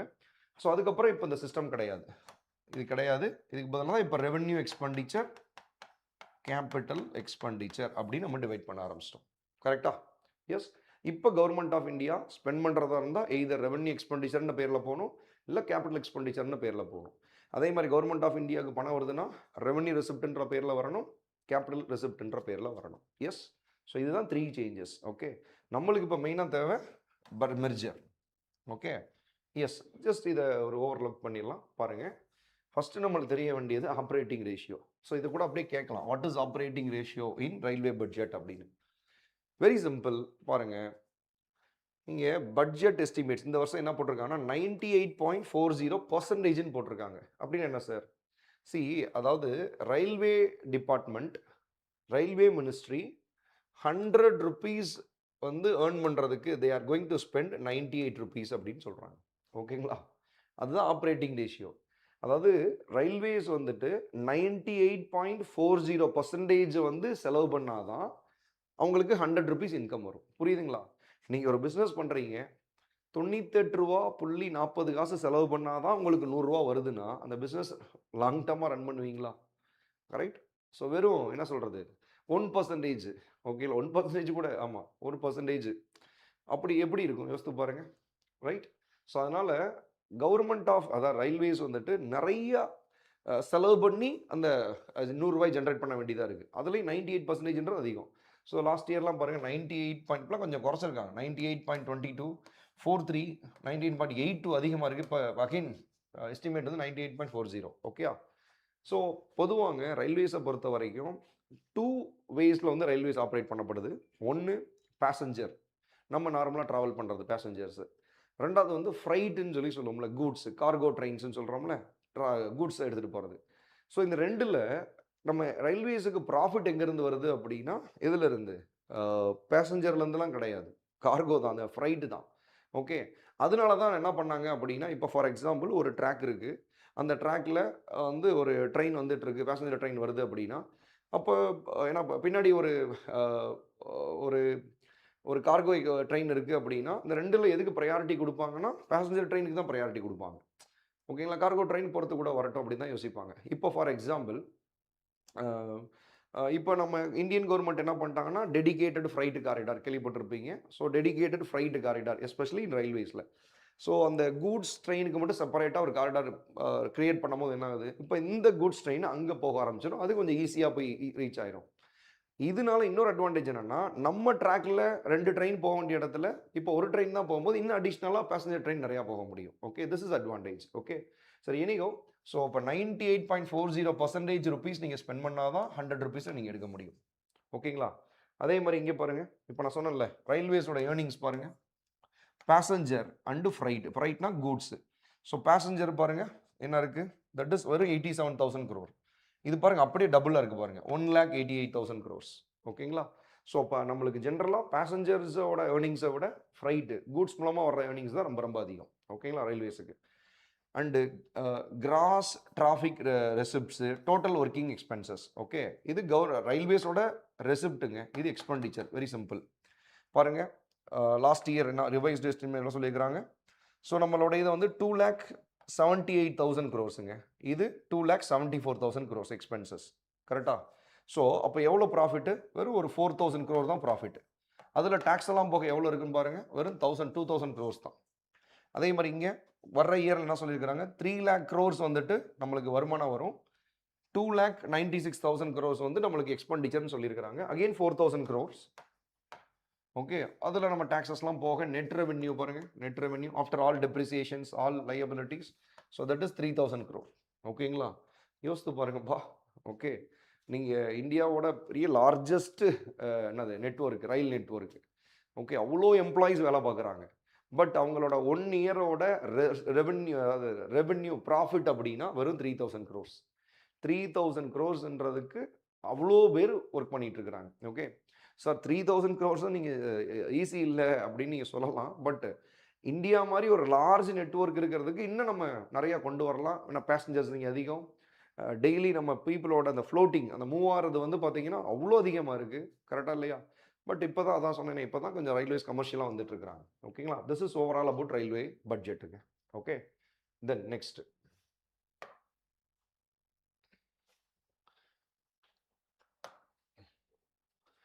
S trends in deficit. Okay, trends in deficit. Okay, see students, deficit is very very important. ஓகேங்களா? நீங்கள் எக்ஸாம்ஸுக்கு ரொம்ப அதிகமாக இருக்கிறது டெபிசிட் தான். Last year UPSC Prelims exam 2025ல் இந்த டெபிசிட்லேருந்து 2 கொஸ்டின் வந்துச்சு. ஓகேங்களா? அதுவும் ஒரே டாபிக் ஃபிஸ்கல் டெபிசிட்டை வச்சே கேட்டிருந்தாங்க. ஓகேங்களா? ரைட், ஃபர்ஸ்ட் ஆஃப் ஆல் நம்மளுக்கு இங்கே முக்கியமான தெரிய வேண்டியது ஃபிஸ்கல் டெபிசிட்டும் ரெவென்யூ டெபிசிட்டும் தான். ஓகேங்களா? ஸோ இந்த 2 டெபிசிட் தான் எஃப்ஆர்பிஎம் ஆக்ட்லையும் டிஸ்கஸ் பண்ணியிருக்கிறாங்க, ஃபினான்ஸ் கமிஷனோட ரெக்கமெண்டேஷன்ஸில் இதுக்கு டார்கெட்ஸ் கொடுக்குறாங்க. ஸோ ஃபிஸ்கல் டெபிசிட் பாருங்களேன். ஓகே சார், ஃபிஸ்கல் டெபிசிட்னா என்னது sir? Very simple formula. Fiscal deficit equal to total expenditure minus revenue receipt plus non-debt creating capital receipts. ஓகேங்களா? ஸோ ஃபார் எக்ஸாம்பிள் நம்மளுடைய total expenditure 100 ருபீஸ்னு வச்சுக்கோங்க, revenue receipt ஒரு 70, இது ஒரு 10ன்னு வச்சிங்கன்னா அப்போ நம்மளுடைய ஃபிஸ்கல் டெபிசிட் 20. ஓகேயா? ஸோ இதுதான் நம்மளுடைய exact borrowings. Please use my வேர்ட்ஸுங்க. ஃபிஸ்கல் டெபிசிட் அப்படின்றது it is also called as அந்த ஒரு ஃபினான்ஷியல் இயரோட எக்ஸாக்ட் பாரோயிங், அதுதான் நம்ம ஃபிஸ்கல் டெபிசிட்னு சொல்கிறோம். புரியுதுங்களா? ஸோ அப்போ நம்ம இந்த 20 rupees வந்து நம்ம ரெவென்யூ விட நம்ம எக்ஸ்பெண்டிச்சர் அதிகமாக இருக்குது. அப்போ இந்த 20 rupees வச்சு தான் நம்ம டேலி பண்ண முடியும். புரியுதுங்களா இல்லையா? ரைட். ஸோ அப்போ ஃபிஸ்கல் டெபிசிட்ன்றது அந்த ஒரு ஃபினான்ஷியல் இயரில் நம்ம எவ்வளோ கடன் வாங்கணுன்றது தெரிய வரும். ஓகேங்களா? எஸ். இப்போ இங்கே எவ்வளோ சொல்கிறாங்க பாருங்கள். சி இங்கே வந்து நம்ம we are going to discuss about percentage of GDP, பட்ஜெட்டுக்கு கிடையாது. இப்போ நம்ம வந்து இங்கே 20 rupees டெபிசிட்டாக இருக்கிறோம் அப்படின்னா என்ன அர்த்தம்? நம்மளுடைய பட்ஜெட்டில் 20% சொல்லணும். ஆனால் பட் நம்ம இங்கே பேச போகிறது ஜிடிபியில் பேச போகிறோம். ஓகேங்களா? ஸோ அப்போ எப்படின்னா நம்மளோட பாருங்களேன் 6.7, 6.5, 5.5, 4.8, 4.4 ரிவைஸ்ட் எஸ்டிமேட்ஸில் இப்போ 4.3 டார்கெட்டு. ஸோ ஞாபகம் வச்சுங்க. ஸோ பட்ஜெட் எஸ்டிமேட் 2026-27 நம்ம ஃபிஸ்கல் டெபிசிட்டோட எவ்வளோ வச்சுருக்கோம் அப்படின்னா 4.3% ஆஃப் ஜிடிபி. ஓகேங்களா? ஃபார் எக்ஸாம்பிள் நம்மளோட ஜிடிபி 300 lakh crore அப்படின்னா 4% அப்படின்றது அரௌண்ட் வந்து பார்த்தீங்கன்னா 12 lakh crore இருக்கும். ஓகேங்களா? ஸோ 12 lakh crore தான் நம்மளுடைய டெபிசிட். ஐ மீன் அந்த ஒரு ஃபினான்ஷியல் இயரில் நம்மளுடைய ரெவென்யூவை விட அதிகமாக ஸ்பெண்ட் பண்ணது எவ்வளோனா 12 lakh crore அப்படின்றத நம்ம சொல்கிறாங்க. ஓகேங்களா? அதே மாதிரி ரெவென்யூ டெபிசிட் பாருங்கள். ஸோ அந்த ட்ரெண்டுமே குறைஞ்சிக்கிட்டு தான் இருக்குது. ஓகேங்களா? So that is revenue deficit formula என்ன? Very simple. Revenue expenditure minus revenue receipt. ஓகேயா? எஸ். ஸோ இது வந்து எவ்வளோ சொல்கிறாங்க பாருங்கள், 1.5, 1.5. ஸோ அது ஒரு டீசெண்டாக தான் மெயின்டைன் பண்ணுறாங்க. சி ஸ்டூடெண்ட்ஸ், ஆக்சுவலி நான் சொன்னல FRBM act, FRBM fiscal responsibility budget management ஆக்டில் ஸோ ஃபிஸ்கல் டெபிசிட்டோட டார்கெட்டை நம்ம எவ்வளோ மெயின்டைன் பண்ண சொல்லியிருக்காங்கன்னா 2.5% of GDP with the escape clause of 0.5%. 3% வரைக்கும் மேக்ஸிமம் போய்க்கலாம்னு வச்சுக்கோங்க. ப்ளஸ் ஒரு 0.5% வரைக்கும் போய்க்கலாம். ரெவென்யூ டெபிசிட்டோட டார்கெட் வந்து பார்த்தீங்கன்னா 0.8% of GDP. 0.8% of GDP. Okay, which is not very small அமௌண்ட்டுங்க. அதுவுமே பெரியது தான். ஓகே, பட் 0.8 நம்ம அச்சீவ் பண்ண முடியல. ஸோ இப்போ 1.5 கிட்ட தான் லாஸ்ட்டாக வந்துட்டு இருக்கோம். ஏன் சார் இந்த டார்கெட் அச்சீவ் பண்ண முடியல அப்படின்னா because of the crisis. Okay, corona வந்துருச்சுல, அதனால தான் நம்மளுடைய அன்எக்ஸ்பெக்டடாக நம்மளுடைய டார்கெட்ஸ்லாம் ஆவரேஜ் லெவலோட மேலே போயிடுச்சு பாருங்கள். அதுக்கு முன்னாடிலாம் பாருங்கள் எப்படி மெயின்டைன் பண்ணிட்டு இருந்தோன்னு. இந்த நீங்கள் 4.6க்கு முன்னாடிலாம் போனீங்கன்னா இன்னும் கொஞ்சம் கம்மியாக தான் இருக்கும், 3.5 அந்த மாதிரிலாம் இருக்கும். ஓகே, ஸோ அடுத்து primary deficit. So primary deficit very easy formula. Okay, primary deficit வந்து பார்த்தீங்க அப்படின்னா 0.7 சொல்லியிருக்கிறாங்க. That is primary deficit means fiscal deficit minus interest payment. ஓகேங்களா? That is 0.7%. ஸோ இது நம்ம ரெகுலர் கிளாஸ்லேயே நடத்திருக்கிறோம். ஓகேங்களா? ஒய் நம்ம ஃபிஸ்கல் டெபிசிட்லேருந்து ஏன் இன்ட்ரெஸ்ட் பேமெண்ட்டை கழிக்கணுன்றது. And then effective revenue deficit அப்படின்றது, ஸோ எஃபெக்டிவ் ரெவன்யூ டெபிசிட்ன்றது ரெவன்யூ டெபிசிட்லேருந்து கொண்டு வரது. So effective revenue deficit equal to revenue deficit minus grants for creation of capital assets. So இதுதான். அது வந்து 0.3% சொல்லியிருக்கிறாங்க. ஓகே, சி ஸ்டூடெண்ட்ஸ், இது நீங்கள் தெரிஞ்சுக்க வேண்டியது என்னன்னா ட்ரெண்டு பாருங்கள் இந்த ரெண்டு டெபிசிட்டுக்கும். So fiscal deficit and revenue deficit trend is very very very important. ஓகேங்களா? எஸ். ஸோ லாஸ்ட்டு 3-4 இயர்ஸ் ஞாபகம் வச்சுக்கோங்க. ஸோ இப்போ நம்மளுக்கு தெரிய வேண்டியது டார்கெட் என்னன்றது. Next, yes. ஸோ ஃபிஸ்கல் டெபிசிட்டோட லாஸ்ட் 10 இயர்ஸில் வந்து ஒரு அனாலிசிஸ் இருக்குது பாருங்கள். ஸோ இதில் நம்மளுக்கு தெரிய வேண்டியது ஆஃப்டர் கொரோனா, அதாவது இதுதான் கொரோனா டைம். ஓகேங்களா? ஸோ கிட்டத்தட்ட 9% கிட்ட போயிருப்போம். அதுக்கப்புறம் பாருங்கவே கிராஜுவலாக நம்ம குறைஞ்சிருப்போம். ஓகே, இது ரெவன்யூ டெபிசிட் பாருங்கள் இப்படி தான் இருக்கும். சி இந்த டயக்ராம் வந்து just to understand the trends of fiscal deficit and revenue deficit, அதுக்கு தான் நான் எடுத்து போட்டிருக்கிறேன். Just see that. ஓகேங்களா? நெக்ஸ்ட் பாருங்கள். ஓகே, ஸோ இந்த டேட்டா ரொம்ப ரொம்ப இம்பார்ட்டண்ட்டுங்க. ஓகே, நீங்கள் இந்த ஃபிஸ்கல் டெபிசிட் வந்து ஆக்சுவல் 2024-25 வந்து 4.8, அது கான்ஸ்டன்ட் மாறாது. ஏன்னா திஸ் எக்ஸாக்ட் அமௌண்ட். ரிவைஸ்டு பாருங்கள் 4.4%. ஓகேங்களா? 4.8 ஞாபகம் வச்சுக்கோங்க, 4.4. ஆக்சுவலி நம்ம பட்ஜெட்லேயே அதான் சொல்லியிருக்கிறோம், ரிவைஸ்டு அதான் போட்டிருக்கிறாங்க. இன்னும் 2 months இருக்குது, பார்ப்போம். So 2026-27 the target is 4.3%. So அப்போ 4.8, 4.4, budget 2026-27 4.3%. Yes. Next, so revenue deficit.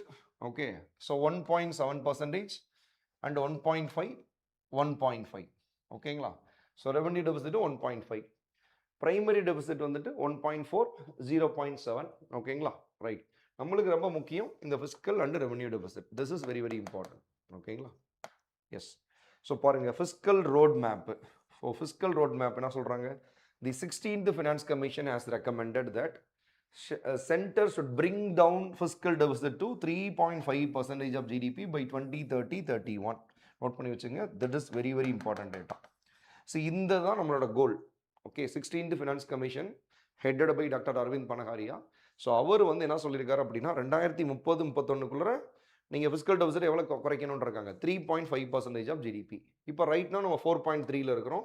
இது 3.5% கொண்டு வரணும் 30-31. So we will work on it. Okay, அதுக்கு தான் நம்ம அது பண்ண போகிறோம். Government okay it recommended that annual financial state annual fiscal deficit limit for state also. நான் சொன்னேன்ல, இப்போ நாட் ஓன்லி இப்போ ஃபாரின் இன்வெஸ்டர்ஸ்லாம் இந்தியான்றதை தாண்டி they are very specific to the states ன்னு யோசிக்கிறாங்க. ஓகேங்களா? ஸோ ஏன் majority of the development Maharashtra போகுது, ஏன் சவுத் இந்தியா மட்டுமே வருது? பிகாஸ் ஆஃப் அங்கே இருக்க பொலிட்டிக்கல் கண்டிஷன்ஸு, அங்கே இருக்கிற கிளைமேட்டிக் பேட்டர்ன்ஸு, அங்கே இருக்கிற ஸ்கில்டு லேபர் ஃபோர்ஸஸ்ஸு, எஜுகேட்டட் யூத்ஸு, இதுதான் பெரிய அட்ராக்டிவ் ஃபீச்சர்ஸ். ஓகேங்களா? அதனால் ஸ்டேட்டுமே நீங்கள் அன்வான்டாக என்ன பண்ணக்கூடாது, ஸ்பெண்ட் பண்ணக்கூடாது, வேஸ்ட்ஃபுல் எக்ஸ்பெண்டிச்சர் பண்ணக்கூடாதுன்றதுக்காக சென்ட்ரல் கவர்மெண்ட் இந்த 16th Finance Commission அவங்களுக்கும் சொல்கிறாங்க, சில ரெக்கமெண்டேஷன்ஸை ஃபாலோ பண்ணுங்கள். ஸோ நீங்களும் பர் இயர் 3%க்கு மேலே ஃபிஸ்கல் டெபிசிட் வச்சுக்க வேண்டாம் அப்படின்னு சொல்கிறாங்க. So 3% of GSDP, gross state domestic product. Okay, அந்த ஸ்டேட்டில் இப்போ தமிழ்நாட்டில் எவ்வளோ ப்ரொடக்ஷன் ஆகுது? ஸோ தமிழ்நாட்டோட ஜிஎஸ்டிபி அரௌண்ட் 30 lakh crore. அப்போ 30 lakh crore மேக்ஸிமம் டெபிசிட் எவ்வளோ வச்சுக்கலாம்? 3% நீங்கள் வச்சுக்கலாம். Yes. So this is the target. ஓகேங்களா? For every states, not only for தமிழ்நாடுங்க, எவ்ரி ஸ்டேட்ஸ். See students, இந்த target 3.5 important, 3 important. Okay, yes. Next sources of deficit financing. இப்போ deficit ஆகிட்டோம். So நம்மளுடைய ரெவன்யூவோட எக்ஸ்பெண்டிச்சர் அதிகமாக இருக்குது. எஸ். Okay, what next? அப்போ we go for the borrowing. See students, நம்மளோட ரெவன்யூ 80, எக்ஸ்பெண்டிச்சர் 100. ஸோ அப்போ நம்மளுக்கு 20 நீடட். அப்போ இதை வந்து என்ன பண்ணுவோம்? பாரோவிங்ஸ். அப்போ பாரோவிங்ஸை பொறுத்த வரைக்கும் so there are 2 types, internal borrowings, external borrowings. யூஸ்வலாக நம்ம ஃபாரினில் வாங்குறது வெரி வெரி லிமிட்டட். இன்டர்னல் பாரோவிங்ஸ்குள்ளே தான் வாங்குவோம். அதில் there are 2 options for us. ஒன்று ட்ரெஷரி பில்லுங்க. Okay, so less than 1 year short term பாரோவிங்ஸை வந்து ட்ரெஷரி பில்லுன்றோம். விச் மீன்ஸ் இந்த ட்ரெஷரி பில்லோட மெச்சூரிட்டி பீரியட் வந்து பார்த்தீங்க அப்படின்னா லெஸ் தென் 1 year. ஸோ இதில் there are 3 types of treasury bills: 91 days, 182 days, 364 days. கரெக்டா? எஸ். அதே மாதிரி for more than 1 year government கடன் வாங்கணும் அப்படின்னா so that is dated government securities. Dated government securities, that is very very important. ஓகேங்களா? In simple term டிஜிஎஸ்ன்னு சொல்லுவாங்க. Okay, sometimes ஜிசெக் அப்படின்னு கூட சொல்கிறாங்க, government securities. Okay, so this is for long term borrowings. ஓகேங்களா? மோர் than 1 yearக்கு மேலே. ஓகேங்களா? எஸ். இப்போ இந்த அனாலிசிஸை வச்சு பாருங்க எப்படி இருக்கு. ஸோ நம்மளுடைய மார்க்கெட் பாரோவிங்ஸ். ஓகேங்களா? ஸோ மார்க்கெட் பாரோவிங்ஸ் வந்து 11.5% கிட்ட நம்ம சொல்கிறாங்க. 11.5%ன்றது. ஓகேங்களா? எஸ். இதுதான் ஃபர்ஸ்ட் லைன் இண்டிகேட் பண்ணுது. அப்புறம் இங்கே பாருங்க, ஷார்ட் டேர்ம் பாரோவிங்ஸ் எவ்வளோ இருக்குது? T bills short term borrowing. So that is short term borrowing பார்த்தீங்கன்னா இட் இஸ் அரௌண்ட் வந்து 2 lakh crore வச்சுக்கலாம். ஓகே, அண்ட் தென் இங்கே 4 lakh crore. இது what is it? That is securities or again small savings. ஓகேங்களா? So small savings அப்படின்றது நம்மளுடைய அந்த public provident fund, national small savings fund. ஓகேங்களா? இந்த மாதிரி ஃபண்ட் இருக்குது பார்த்தீங்களா? அந்த ஃபண்ட்லேருந்து கவர்மெண்ட் ஆஃப் இந்தியா வித்ட்ரா பண்ணுவாங்க அமௌண்ட்டை. That is securities against small savings. ஓகேங்களா? ரைட்டு. அப்புறம் அதர் ஃபண்டுன்னு சொல்லிட்டு கொடுத்துருக்குறாங்க. ஓகேங்களா? Other fund. ஓகேங்களா? ஸோ இப்போ நீங்கள் மொத்தமாக நீங்கள் பார்த்தீங்க அப்படின்னா இந்த ஆப்ஷன்ஸில் ஸோ கிட்டத்தட்ட மார்க்கெட் பாரோயிங்ஸ்ன்றது மொத்தத்துக்கு நம்ம சொல்கிறது. ஓகேங்களா? அதில் நம்ம இந்த 2 lakh crores ப்ளஸ் இங்கே ஒரு 4 lakh crores வந்துட்டு இது ரெண்டுக்கும் வாங்கியிருக்கிறோம். அது மட்டும் இல்லாமல் இங்கே பாருங்கள், so sources of financing for fiscal deficit. ஓகேங்களா? எப்படின்னா இங்கே ஃபிஸ்கல் டெபிசிட்டு. ஸோ அதுக்கு வந்து பார்த்தீங்கன்னா அதுவும் எவ்வளோ சொல்லியிருக்கிறாங்க? கிட்டத்தட்ட இங்கே வருது. அதாவது மார்க்கெட் பாரோயிங்ஸை விட்டுட்டா இந்த லைன் பார்த்தீங்க அப்படின்னா 6 lakh crore இருக்குது. கரெக்டாக இல்லையா? ஸோ அப்போ இந்த 6 lakh crore அப்படின்றது, அதாவது நம்ம மார்க்கெட்லேருந்து வாங்குறது செப்பரேட்டுங்க. ஸோ அப்பார்ட் ஃப்ரம் மார்க்கெட்டு நம்ம பாரோயிங்ஸ் பண்ணுவோமா இல்லையா, ரைட்? ஸோ அது வந்து பார்த்தீங்க அப்படின்னா அரௌண்ட் 6 lakh crore, ஓகேங்களா? ஸோ இப்போ டோட்டலாக நம்மளுக்கு வந்து பார்த்தீங்க அப்படின்னா இப்போ இந்த 6 lakh crore, அதாவது இங்கே ஒரு 5, இந்த இதெல்லாம் சேர்த்து ஆட் பண்ணீங்க அப்படின்னா உங்களுக்கு 11 lakh crores வரும், ஓகேங்களா? ஸோ இதில் நீங்கள் தெரிஞ்சுக்க வேண்டியது, இந்த நம்ம இந்தியன் கவர்மெண்ட்டோட பாரோயிங்ஸை ஃபுல்ஃபில் பண்ணுறதுக்கு we go for the borrowings அப்படின்னு தெரிஞ்சுக்கிறணும். ஓகே, நீடை ஃபுல்ஃபில் பண்ணுறதுக்கு அந்த பாரோயிங்ஸில் இந்த மாதிரி செட்டப் இருக்குன்றதை மைண்டில் வச்சுக்கோங்க. அதில் நம்மளுக்கு பொதுவாக கவர்மெண்ட் செக்யூரிட்டிஸ் அதிகமாக இருக்கும், ஓகேங்களா, ரைட்? ஸோ அதுக்கப்புறம் பார்த்தீங்க அப்படின்னா ட்ரெஸரி பில் அந்த மாதிரியும் நம்ம போயிடுவோம். Okay, right? Okay, next. Yes, see this is நம்மளுடைய outstanding liabilities percentage of GDP. Outstanding லையபிலிட்டிஸ்னால், சி நான் இப்போ தான் சொன்னேன், ஃபிஸ்கல் டெபிசிட்ன்றது 1 இயரோட நம்மளுடைய என்னது கடன் தான். நம்ம 1 இயரில் வருமானத்தை மீறி எவ்வளோ செலவு பண்ணியிருக்கோம், that is fiscal deficit. But அதுவே டோட்டல் டெப்ட், மொத்த கடன் அப்படின்னும் போது எவ்வளோ பர்சன்டேஜ் பாருங்களேன், 56% ஆஃப் ஜிடிபிங்க. ஓகே, நம்ம ஜிடிபியில் 56%. ஃபார் எக்ஸாம்பிளுக்காக சொல்கிறேன், நம்ம ஜிடிபி வந்து 300 லட்சம் கோடி, 300 lakh crore வச்சுக்கோங்க ஜிடிபி. சி ஸ்டூடெண்ட்ஸ், நம்ம பட்ஜெட்டு 53 lakh crores தான். நம்ம GDP total productions of goods and services 300 lakh crores. இந்த 300 lakh crores 56%, 50% ரவுண்டாக எடுத்துக்கலாம், 150 lakh crore. ஸோ இந்தியாவோட மொத்த கடன், ஓகே, இது வரைக்கும் எவ்வளோ இருக்குன்னா 150 லட்சம் கோடி இருக்குது, 150 lakh crores இருக்குது, ஓகேங்களா? ஸோ அதனால தான் ஒவ்வொரு இயர்லையும் நம்ம இன்ட்ரெஸ்ட் பேமெண்ட்டுக்கு அவ்வளோ 20% சொல்லி ஸ்பெண்ட் பண்ணிட்டு இருக்கிறோம். ஏன்னா 1 இயருக்கு மட்டும் நம்மளுக்கு ஒரு 12 lakh crore நம்மளுக்கு டெபிசிட் ஆகுதுல்ல. அப்படி இப்படி ஒவ்வொரு வருஷத்துக்காக பார்த்தீங்கன்னா ஸோ கிட்டத்தட்ட 150 lakh crore. சார் இது ஒரு எக்கனாமிக்கு குட்டா பேடா சார்? இது குட்டு அப்படின்றத நம்ம டெவலப்டு எக்கனாமியை கம்பேர் பண்ணி சொல்லலாம். பிகாஸ் டெவலப்டு எக்கனாமியில் அவங்களோட ஜிடிபியை கம்பேர் பண்ணும் போது இன்னும் அதிகமாக வச்சுருப்பாங்க. ஓகே, 56% நம்ம பரவாயில்ல. அவங்களாம் 100%, 120%, 150%லாம் இருக்கும் அவங்க ஜிடிபியில். ஈவன் டெவலப்டு எக்கனாமியோட ஜிடிபியே ரொம்ப பெருசு, கரெக்டாக இல்லையா? அப்போ நம்ம it is okay. But as a எக்கனாமிக்கு இது குட்டா கிடையாது. ஓகே, அதை நம்ம ஓவர் கம் பண்ணி ஆகணும். சரி, நல்லா புரிஞ்சுக்கோங்க. கவர்மெண்ட்டோட ரெவென்யூவோட எக்ஸ்பெண்டிச்சர் அதிகமாக இருக்கிறதுக்கு கவர்மெண்ட்டோட ஜஸ்டிஃபிகேஷன் நிறையா இருக்குது, ஓகேங்களா? ஏன்னா சில அன்வான்ட் எக்ஸ்பெண்டிச்சரை தான் நம்ம கிரிட்டிசைஸ் பண்ணுறோமே தவிர, பட் சில நீடட் எக்ஸ்பெண்டிச்சர் இருக்கும், சில ரெக்வயர்டு எக்ஸ்பெண்டிச்சர் இருக்கும். ஏன்னா திடீர்னு டிசாஸ்டர் ஆகிடும். இப்போ கொரோனா டைம், அப்போ எல்லாத்துக்கும் கவர்மெண்ட் ஸ்பெண்ட் பண்ணி தான் ஆகணும், ஓகேங்களா? ஸோ அந்த மாதிரி சில வரக்கூடிய டிசாஸ்டர் வரக்கூடிய எக்ஸ்பெண்டிச்சர் பண்ணி தான் ஆகணும். அதனால டெப்ட்ன்றது இட் இஸ் ஓகே தான், அது ஃபியூச்சர் செட்டில் பண்ணணும், புரியுதுங்களா இல்லையா, ரைட்? ஸோ 56% மைண்டில் வச்சுக்கோங்க. இது இன்ட்ரெஸ்ட் பேமெண்ட் பாருங்க, okay, interest payment percentage of revenue receipt, ஓகேங்களா? இப்போ இன்ட்ரெஸ்ட் பேமெண்ட்ன்றது இட் இஸ் ரெவென்யூ எக்ஸ்பெண்டிச்சர், ஓகேங்களா? இப்போ ஃபார் எக்ஸாம்பிள் நம்மளுக்கு 100 rupees பண்ண வருதுன்னா நம்ம எவ்வளோ செலவு பண்ணுறோம் அப்படின்றத சொல்கிறோம், ஓகே? அப்போ நம்ம மொத்தம் நம்மளுக்கு 100 ரூபா வருதுல்ல, அதில் வெறும் வட்டி மட்டும் இன்ட்ரெஸ்ட் மட்டும் எவ்வளோ பர்சன்டேஜ் சொல்கிறாங்கன்னா அரௌண்ட் 40%, ஓகேங்களா? ஸோ புரியுதா? மீதி இருக்க எல்லாத்தையும் சேர்த்து தான் 60%. ஏன்னா மீதி இருக்க எல்லாத்துக்கும் 60% நம்மளுக்கு பத்தாதே. ஏன்னா இதுக்கு மட்டும் நம்ம 40% கட்டிட்டோம்னா, ஓகேங்களா? நம்ம 100 rupees ரெவன்யூ ரெசிப்ட்டுங்க, டேக்ஸ் மூலமாகவும் நான் டேக்ஸஸ் மூலமாகவும் வந்துருச்சு, ஓகே? ஸோ அதில் 40 rupees நம்ம இன்ட்ரெஸ்ட் மட்டும் கட்டிட்டோம் அப்படின்னா மீதி நம்மளுடைய என்னது டெவலப்மெண்ட் எக்ஸ்பெண்டிச்சர், சப்சிடிஸுக்கு, சேலரிஸுக்கு, கிராண்ட்ஸுக்கு எப்படி பார்த்தோம், ஓகேங்களா? ஸோ அப்போ 40% இஸ் லிட்டில் பிட் ஹை தான், ஓகேங்களா? சி ஸ்டூடெண்ட்ஸ், கவனமாக புரிஞ்சுக்கோங்க. Interest payment as a percentage of revenue receipt. இது அவுட்ஸ்டாண்டிங் லையபிலிட்டிஸ் அப்படின்னா டோட்டல் டெப்ட், இந்தியாவோட டோட்டல் கடன், ஓகேங்களா? It is percentage of GDP, ஓகேங்களா?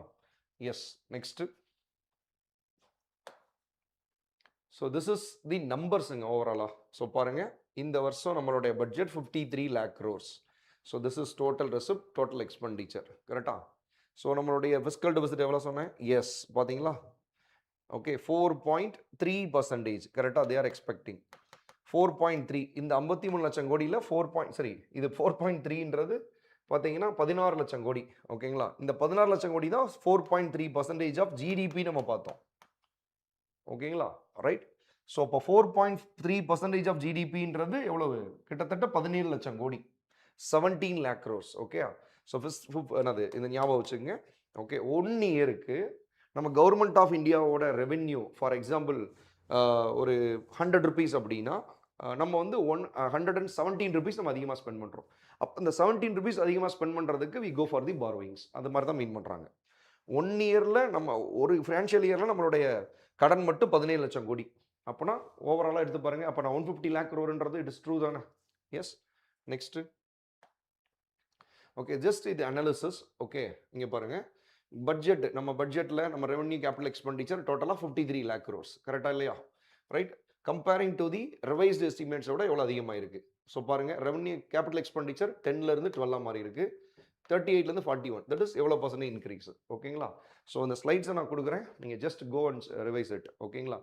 இதில் நம்மளுக்கு ரொம்ப முக்கியமானது என்னன்னா டிஸ்இன்வெஸ்ட்மெண்ட் இதாங்க. ஓகே பாருங்க, சி ஸ்டூடெண்ட்ஸ், லாஸ்ட் பட்ஜெட்டில் டிஸ்இன்வெஸ்ட்மெண்ட் டார்கெட் வந்து 47,000 crore தான். நம்மளுக்கு எவ்வளோ கலெக்ட் ஆகிருக்கு? 33 lakh crore. C 33,000 crore. இப்போ 47,000 crores அப்படின்னா நம்ம government of India last year என்ன சொன்னாங்கன்னா, நாங்கள் வந்து கவர்மெண்ட்டுக்கிட்ட இருக்கிற unutilised and under utilised assets சொத்துக்களை விற்க போகிறோம். அது விற்கிறதுனால எங்களுக்கு ஒரு 47,000 கோடி வரும்னு நாங்கள் எக்ஸ்பெக்ட் பண்ணுறோம், 47,000 crore வரும்னு எக்ஸ்பெக்ட் பண்ணுறோன்னு சொல்கிறாங்க. அது நம்ம ஒரு 10 months பார்க்கும்போது எவ்வளோ வந்துருச்சு? நம்மளுக்கு 33,000 crores வந்துச்சு. ஸோ விச் இஸ் வெரி என்னது நியர் டு த பார்டரில் அந்த மாதிரி வந்துருச்சுல்ல. ஏன்னா இதுக்கு முன்னாடி நம்ம வச்ச டார்கெட்லாம் ரொம்ப ஹையாக வச்சிருக்கிறோம். 2 lakh crore டார்கெட் வச்சிருக்கிறோம், 1,50,000 crore டார்கெட் வச்சிருக்கோம். அதை அச்சீவே பண்ண முடியல. ஏன்னா கவர்மெண்டோட அசட்ஸை வாங்குறதுக்கு யாரும் பையர்ஸ் இல்லை, பெஸ்ட் பையர்ஸ் இல்லை. ஓகே, பட் இப்போ இந்த இண்டிகேஷன்ஸ் இருக்கு பாருங்க, 47,000 crore 33,000 crore கரெக்ட் ஆயிருக்குன்னா எஸ், இப்போ right now the economies maybe கவர்மெண்டோட அசட்டுக்கு ஒரு டிமாண்ட் இருக்குன்றதை மீன் பண்ணுறாங்க. ஸோ பாருங்க, இந்த பட்ஜெட்டில் 2026 பட்ஜெட்டில் எவ்வளோ டார்கெட் வைக்கிறாங்க? அப்படியே இங்கேருந்து ஜம்ப் பண்ணிட்டாங்க பாருங்க, 80,000 crore டார்கெட். ஓகேங்களா? ஸோ டோன்ட் ஃபர்கெட், இந்த வருஷம் 2026ல் டிஸ்இன்வெஸ்ட்மெண்ட்டுக்கான டார்கெட் வந்துட்டு 80,000 crores. ஓகேங்களா? ஸோ பார்ப்போம் எப்படி இருக்குன்றதை பார்ப்போம். மற்ற எல்லா டெபிசிட்டும் பாருங்கள் எவ்வளோ இன்க்ரீஸ் ஆகிருக்குன்றதை நம்ம போட்டிருப்போம். Okay, please go and check it. Okay, yes, disinvestment நான் சொன்னேன்ல பாருங்கள், 2020-21 இங்கே பாருங்கப்பா. ஓகே, அரௌண்டு 2,10,000 crore, 2 லட்சம் கோடி நம்ம டார்கெட், டிஸ்இன்வெஸ்ட்மெண்ட் டார்கெட். அப்போ எவ்வளோ பெரிய சேல்ஸ் ரெடியாக இருந்திருக்காங்க பாருங்க கவர்மெண்டோட அசட்டை. இது ஆக்சுவலி கிரிட்டிசிசம் ஆச்சு, இந்த மாதிரி கவர்மெண்டோட அசட்டை சேல் பண்ணுறாங்க அப்படின்னு சொல்லி ஆப்போசிட் பார்ட்டி அண்ட் தென் வந்து மீடியா நிறைய கிரிட்டிசைஸ் பண்ணதுனால தான் அதோட டார்கெட் அப்படி சடனாக பாருங்கள் அடுத்த டைமில் குறைச்சிருப்பாங்க. ஸோ அடுத்து பாருங்கள் எப்படி இருந்திருக்குன்னு. இந்த 2024-25 பாருங்கள், அரௌண்ட் 50,000 crore டார்கெட் வைக்கிறாங்க, கலெக்டே ஆகலை. ஓகே, அதனால தான் லாஸ்ட் இயர் 47,000 crore குறைச்சாங்க. ஸோ இப்போ 33 கிட்ட வந்துருச்சு. ஓகே, இப்போ இந்த வருஷம் 80,000 crore டார்கெட் வச்சிருக்காங்க. ஓகேங்களா? Disinvestment target. So disinvestment means already நம்ம கிட்ட இருக்க அசட்ஸை, கவர்மெண்டோட அசட்ஸை சேல் பண்ணுறது மூலமாக வில் கெட் ரெவென்யூ. ஓகேங்களா? சார் சேல் பண்ணாமல் ரெவென்யூ கிடைக்க முடியுமா? அப்படியும் பாசிபிலிட்டிஸ் இருக்குது. நம்ம லீஸுக்கோ ரெண்ட்டுக்கோ நம்ம விட்டுட்டு நம்ம ஜென்ரேட் பண்ணலாம். ஓகேங்களா? That is called national monetisation pipeline. Okay, national monetise, நம்மளுடைய கவர்மெண்ட்டில் இருக்கிற unutilised and under utilised அசட்ஸை monetise பண்ணுறோம், அதான் என்எம்பி. ஓகேங்களா? ரைட். நெக்ஸ்ட்டு ஓகே, நெக்ஸ்ட் பாருங்கள். ஸோ இது வந்து கவர்மெண்ட்டோட ரிசிப்டோட பிரேக்கப். ஓகேங்களா? எந்தெந்த டாக்ஸஸ் இதுலேருந்துலாம் வந்திருக்கு. டிவிடெண்ட் அண்ட் ப்ராஃபிட் பாருங்கள். ஸோ 3 lakh crores கிட்ட வந்திருக்கு. ஓகே, ஸோ நம்ம பட் அது வச்சுருக்கிறோம் டார்கெட்டில் டிஸ்இன்வெஸ்ட்மெண்ட் அகெயின். ஓகே, பார்த்துக்குங்க. ரைட்.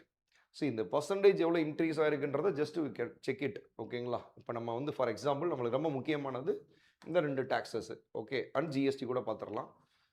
டாக்ஸஸ் ஆன் இன்கம் பட்ஜெட்டில் எவ்வளோ வச்சுருக்க இன்கம் டேக்ஸு 14 lakh crore. ஓகேங்களா? அதே மாதிரி ஜிஎஸ்டி வந்து பார்த்தீங்க அப்படின்னா 10 lakh crore. Okay, right. அதே மாதிரி கார்பரேஷன் டேக்ஸ் வந்து 12 lakh crore. இது கம்பேரிங் டு தி லாஸ்ட் இயரில் கிட்டத்தட்ட பார்த்தீங்க அப்படின்னா 13 lakh crore 14 lakh crore increase ஆயிருக்கு, 11%. ஸோ இன்கம் டேக்ஸ் இப்போ இந்த மாதிரி இன்க்ரீஸ் ஆகிறது, இப்போ 12 lakh crore, 13, இங்கே 14, இதெல்லாம் எதை இண்டிகேட் பண்ணுது? It is the economy is in good direction, right வேல போயிட்டுருக்குன்னு அர்த்தம். ஓகேங்களா? எஸ். அதே மாதிரி பாருங்கள், கார்பரேஷன் டேக்ஸு பிஸ்னஸ் ப்ராஃபிட்ஸ்லேருந்து பே பண்ணுற taxes. So 10 lakh crores, 11 lakh crore, 12 lakh crore, again 11%. Okay, so 1 இயரில் டேக்ஸோட க்ரோத் பர்சன்டேஜ் 11% இன்க்ரீஸ் ஆகிறது. இட் இஸ் அ குட் நல்ல நம்பருங்க. ஓகே, நல்ல எக்கனாமிக் ஸ்டேபிளாக இருக்குன்றத நம்ம அண்டர்ஸ்டாண்ட் பண்ணிக்கலாம். ஓகே, அதே மாதிரி ஜிஎஸ்டி பாருங்கள். So goods and services tax especially நம்ம சிஜிஎஸ்டி தான் சொல்கிறோம். ஓகே, எவ்வளோ சொல்கிறாங்க? That is 6.3%. ஓகே, ஓவராலாக ஜிஎஸ்டி பார்க்கும்போது -2.6 பிகாஸ் ஆஃப் இப்போ டேக்ஸ் ரேட்ஸ் கம்மியாக இருக்குது. ஓகேங்களா, ரைட். அதில் சிஜிஎஸ்டியோட growth நல்லா தான் இருக்குது. ஓகேங்களா, ஜிஎஸ்டி காம்பன்சேஷன் செஸ்ஸு. ஓகே, இது என்ன sir zero? Actually GST compensation chess அப்படின்றது ஜிஎஸ்டி இன்ட்ரடியூஸ் பண்ணும்போது, அதாவது 2017 ஜூலை 1 அப்போ மெஜாரிட்டி ஆஃப் த ஸ்டேட்ஸ் வந்து அதுக்கு முன்னாடியே வில்லிங்காகவேலாம் இல்லை. நீங்கள் ஜிஎஸ்டியவே பார்லிமெண்ட்டில் மணி பில்லாக தான் பாஸ் பண்ணியிருப்பாங்க. விச் மீன்ஸ் ராஜ்யசபா டிஸ்கஷன்ஸ்லேயே வரல. டிஸ்கஷன்ஸ் பண்ணாலுமே பெரிய லெவலில் அது ஓட்டாட்ட கிடையாதுல்ல, அது மாதிரி சொல்ல வரேன். அப்போ அந்த 1 இயர் வந்து நிறைய டிஸ்கஷன் ஆச்சு. ஸ்டேட் கவர்மெண்ட்டை கூப்பிட்றாங்க, ஸ்டேட் கவர்மெண்ட் ஒத்துக்க மாட்டேன்றாங்க. ஏன்னா ஜிஎஸ்டின்னு ஒன்று கொண்டு வந்துட்டா இந்தியாவில் majority of the indirect taxes வந்துட்டு யாரோட கண்ட்ரோல் வந்துடும்? சென்ட்ரல் கவர்மெண்ட் தான். ஸ்டேட்டுக்குன்னு ஒரு அத்தாரிட்டியே இருக்காது. ஓகேங்களா, அவங்க tax collections or else tax new tax introduce பண்ணுறதுலாம் இருக்காது. பட் அவங்களுக்கும் ஸ்டேட் அஜெண்டா இருக்குல்ல, பாலிடிக்ஸ் இருக்குது, ப்ராமிசஸ் இருக்குது, அதெல்லாம் ஃபுல்ஃபில் பண்ணணும்ல. ஸோ இப்போ ஃபண்ட் இல்லைன்னா என்ன பண்ணுறது? எல்லாத்துக்கும் சென்ட்ரல் கவர்மெண்ட்டை டிபெண்ட் பண்ணி இருக்க முடியாது. ஸோ அதனால ஜிஎஸ்டி இன்ட்ரடியூஸ் பண்ணுறதுக்கு மெஜாரிட்டி ஆஃப் த ஸ்டேட் ஒத்துக்கல. இன்னொரு பெரிய பிரச்சனை என்னென்னா, ஜிஎஸ்டி இன்ட்ரடியூஸ் பண்ணுறதுனால கொஞ்சம் ரெவென்யூ லாஸஸும் இருக்கும். ஓகேங்களா, இப்போ வேட்லாம் அதிகமாக போட முடியாது, கம்மியான ஒரு லெவல் அந்த அந்த அந்த நம்பர்ஸ்குள்ளே 5%, 18, 20 எந்த இதுக்குள்ளே தான் வைக்க முடியும் அப்படின்னு இருந்துச்சு. உடனே நிறைய ஸ்டேட் ஒத்துக்க மாட்டேன்றதுனால ஸோ அப்போ என்ன சொன்னாங்கன்னா, அப்போ ஃபஸ்ட்டு ஃபினான்ஸ் மினிஸ்டராக இருந்த அந்த டைமில் அருண் ஜேட்லி இந்த மாதிரி ஜிஎஸ்டி இம்ப்ளிமெண்ட் பண்ணுறதுனால ஸ்டேட்ஸுக்கு ரெவென்யூ லாஸஸ் ஏற்படும். Yes, true. அந்த ஸ்டேட்டோட ரெவென்யூ லாஸஸை காம்பன்சேட் பண்ணுறதுக்கு we introduce the concept of GST compensation cess. அதாவது எந்த ஸ்டேட்டுக்கு ரெவென்யூ லாஸஸ் ஏற்படுதோ நாங்கள் இந்த ஜிஎஸ்டி காம்பன்சேஷன் செஸ்ன்ற பேரில் மற்ற பொதுவாக பீப்புள்கிட்ட இருந்து கலெக்ட் பண்ணி அந்த காம்பன்சேஷனை வச்சு நாங்கள் செட்டில் பண்ணுறோம் அப்படின்னு சொல்லி சொல்லியிருந்தாங்க. ஓகே, இதுக்கு பர்சன்டேஜ் பார்த்தீங்கன்னா ஃபார் 14% ஜிஎஸ்டி பே பண்ணுறதுக்கு இல்லைப்பா, ஸ்டேட்டுக்கு காம்பன்சேஷனுக்கு. ஓகே, ஃபார் எக்ஸாம்பிள் தமிழ்நாடு எடுத்துக்கோங்க. இப்போ தமிழ்நாட்டோட பேஸ் வந்து 2015-16 இயர் எடுத்துக்கிறாங்க. தமிழ்நாட்டில் 2015-16 100 rupees வந்து இன்டைரக்ட் டாக்ஸஸ் மூலமாக கலெக்ட் ஆயிருக்கு. ஓகே, ஜிஎஸ்டி இன்ட்ரடியூஸ் பண்ணியாச்சு. இப்போ உங்களோட டேக்ஸ் கலெக்ஷன்ஸ் எவ்வளோ இருக்கணும்னா 100 rupees கலெக்ட் ஆச்சா 114 கலெக்ட் ஆயிருக்கணும். அதாவது 114 ரூபா உங்களுக்கு கலெக்ட் ஆயிருக்கணும். உங்களுக்கு 114 ரூபா கலெக்ட் ஆகலையா, 110 ரூபா தான் கலெக்ட் ஆயிருக்கா, அப்போ 4 rupees யார் கொடுத்துருவா? காம்பன்சேஷன்ற பேரில் சென்ட்ரல் கவர்மெண்ட் கொடுத்துருவாங்க. புரியுதுங்களா? கிளியரா? ஸோ அப்போ இந்த இயர்லி growth பர்சன்டேஜ் வந்து 14%. ஓகேயா, ரைட். இது வந்து இந்த ஜிஎஸ்டி காம்பன்சேஷன் வந்து ஒன்லி ஃபார் 5 years தான் சொன்னாங்க. ஓகேங்களா, அப்போ 2017 2022 வரைக்கும் தான் அந்த காம்பன்சேஷன் கொடுப்பாங்க. அப்போ 22க்கு வந்த பிறகு 22 வரும்போதெல்லாம் எக்ஸ்டென்ஷன் பண்ணுங்கன்னு சொன்னாங்க. இல்லை சென்ட்ரல் கவர்மெண்ட் இல்லை அப்படின்னு சொல்லிட்டாங்க. ஓகேங்களா, அப்புறம் ஸ்டில் வந்து காம்பன்சேஷன் செஸ் கலெக்ட் பண்ணிட்டு இருந்தாங்க. நல்லா கவனிங்க, ஜிஎஸ்டி காம்பன்சேஷன் செஸ் போடுறதே என்னன்னா, செஸ்னா டேக்ஸ் தாங்க. ஓகேங்களா, ஜிஎஸ்டி காம்பன்சேஷன் செஸ் போடுறது எப்படின்னா, அந்த காம்பன்சேஷன் அமௌண்ட்டை வாங்கி ஸ்டேட்டுக்கு கொடுக்கறதுக்கு தான். பட் 2022 ஸ்டேட்டுக்கு ஸ்டாப் பண்ணிட்டாங்க. அப்போ ஸ்டில் காம்பன்சேஷன் செஸ் வந்து பீப்புள் இருந்து கலெக்ட் பண்ணிட்டு இருந்தாங்க. ஏன்னு கேட்கும் போது அப்போ தான் சொன்னாங்க, இல்லை நாங்கள் வந்து கொரோனா டைம்லையுமே ஸ்டேட்ஸுக்கு என்ன பண்ணோம், காம்பன்சேஷன் கொடுத்தோம். அது எப்படி கொடுத்தோம்? அப்போ தான் கம்ப்ளீட் லாக்டவுனில். அப்போ என்ன பண்ணோம், நிறைய கடன் வாங்கி தான் கொடுத்தோம். இப்போ நாங்கள் அந்த கடனை செட்டில் பண்ணணுமா இல்லையா, அதுக்காக தான் ஜிஎஸ்டி அதாவது காம்பன்சேஷன் செஸ் வந்து ஸ்டேட்டுக்கு 2022 ஸ்டாப் பண்ணாலும் நாங்கள் அந்த கடன் வாங்கின கடன் அடைக்கணுன்றதுக்காக ஸ்டில் பீப்புள்கிட்ட இருந்து நாங்கள் ஜிஎஸ்டி காம்பன்சேஷன் வந்து செஸ் வாங்கிட்டு இருக்கிறோம். ஸோ அப்போ அந்த கடன் முடியும் போது இது க்ளோஸ் ஆயிரும்னாங்க. ஸோ இப்போ மேக்ஸிமம் பட்ஜெட்டில் ஜிஎஸ்டி காம்பன்சேஷன் செஸ் 0ன்னு போட்டிருக்கிறது மீனிங் என்ன அர்த்தம்னா, ஸோ முடிஞ்சிருச்சுன்னு அர்த்தம். 2000 முடிச்சிட்டாங்கன்னு அர்த்தம். ஓகேங்களா, ஸோ இப்போ ஜிஎஸ்டி காம்பன்சேஷன் வந்து கலெக்ட் பண்ண போகிறது இல்லைன்றதான் இங்கே மீன் பண்ணுறாங்க. ஓகேங்களா, ஸோ கிளியரா? Yes. Next, so this is overall breakup for the எக்ஸ்பெண்டிச்சருங்க. ஓகேங்களா, சென்ட்ரல் கவர்மெண்ட்டோட எக்ஸ்பெண்டிச்சர். ஸோ பாருங்கள், சென்ட்ரல் செக்டார் ஸ்கீமுக்கு எவ்வளவு, okay, central sponsor scheme, finance கமிஷன்ஸுக்கு, ஓகேங்களா, எல்லாமே. ஓகேங்களா, ஜஸ்ட் இதில் என்னென்னா மெயினாக central sector scheme. So 14 lakh crore, 16 lakh crore, 17 lakh crore increase ஆஇருக்குது 8.2%. ஸோ ஃபினான்ஸ் கமிஷனோட கிராண்ட்ஸ் இந்த டைம் ஃபினான்ஸ் கமிஷனில் 2 டைப் ஆஃப் கிராண்ட்ஸ் தான். ஒன்று லோக்கல் பாடி கிராண்ட்ஸ்னு ஒன்று, இன்னொன்று டிசாஸ்டர் மேனேஜ்மெண்ட் கிராண்ட்ஸ். ஓகேங்களா, ஸோ இதான் மேஜராக ரோல் ப்ளே பண்ண போகுது. ஓகேங்களா, ரைட். ஸோ அது பாருங்கள், அதுவுமே வந்து கிட்டத்தட்ட இன்க்ரீசிங் ஆர்டரில் தான் இருக்குது. பார்ப்போம். நெக்ஸ்ட்டு அதாவது ministry wise expenditure. So defence இருக்கிறதுலே டிஃபென்ஸ் மினிஸ்ட்ரி வைஸ், இது பர்டிகுலராக மினிஸ்ட்ரி மட்டும் எடுக்கிறோம். ஓகே, ஸோ டிஃபென்ஸ் தான் அதிகமாக இருக்குது, ரோடு டிரான்ஸ்போர்ட்டு, ஓகேங்களா, ரயில்வேஸு. ஸோ நம்ம முன்னாடி டிரான்ஸ்போர்ட்டுன்னு ஜென்ரலாக பார்க்கும்போது எல்லாத்தையும் சேர்த்து சொல்லியிருப்போம். இப்போ ரோடு டிரான்ஸ்போர்ட் தனி மினிஸ்ட்ரியாகவும் ரயில்வேஸ் தனி அப்படி பார்ப்போம். ஓகேங்களா. ஸோ இதில் பாருங்களேன், கிட்டத்தட்ட 128% வந்து எதுக்கு இன்க்ரீஸ் பண்ணியிருக்காங்க பார்த்தீங்கன்னா, எது தட் இஸ் ஜல் சக்தி. ஓகேங்களா. ஸோ ஜல் சக்திக்கு 46,000 crore இருந்து அடுத்து 41, இப்போ பாருங்கள் அப்படியே டபுளாக இன்க்ரீஸ் பண்ணியிருக்கிறாங்க. ஓகே, 128%. ஸோ ஜல் சக்தி ஸ்கீமை அகெயின் எக்ஸ்டென்ஷன் பண்ணியிருக்கிறாங்க. ஓகேங்களா. எல்லா ரூரல் ஹவுஸ் ஹோல்ட்ஸுக்கும் piped water tap water connections கொடுக்கணும். ஓகேங்களா. ஸோ ஸ்டில் அதை நம்ம அச்சீவ் பண்ணல, போயிட்டுருக்கு. Okay, next yes major subsidies. Students, this slide is very very இம்பார்ட்டண்ட்டுங்க for your prelims exams. Okay, even mains also. ஏன்னா இந்த ஃபேக்ட்லாம் போட்டிங்கன்னா தான் you'll get a very good marks in mains. Okay, so அப்போ ஃபுட் சப்சிடி பார்த்தீங்களா, பாருங்கள், food subsidy வந்து 1.99, 2,28,000 crores, 2,27,000 crores. ஸோ -0.2. ஓகேங்களா. எஸ், அடுத்து நம்ம பாருங்கள், நம்மளுடைய மேஜர் சப்சிடிஸ் வந்து என்னது, ஃபுட்டு தான். அடுத்து ஃபர்டிலைசர் பாருங்கள், 1,70,000 crores. Okay, fertiliser subsidy is very very காஸ்ட்லிங்க. யூரியாலாம் நம்ம கவர்மெண்ட் வந்து கிட்டத்தட்ட 1/6 of the amount, 1/6 of the rate தான் கொடுக்குறாங்க நம்மகிட்ட ஃபார்மர்ஸுக்கு. மார்க்கெட் ரேட் ரொம்ப ஹை. Okay, interest subsidy.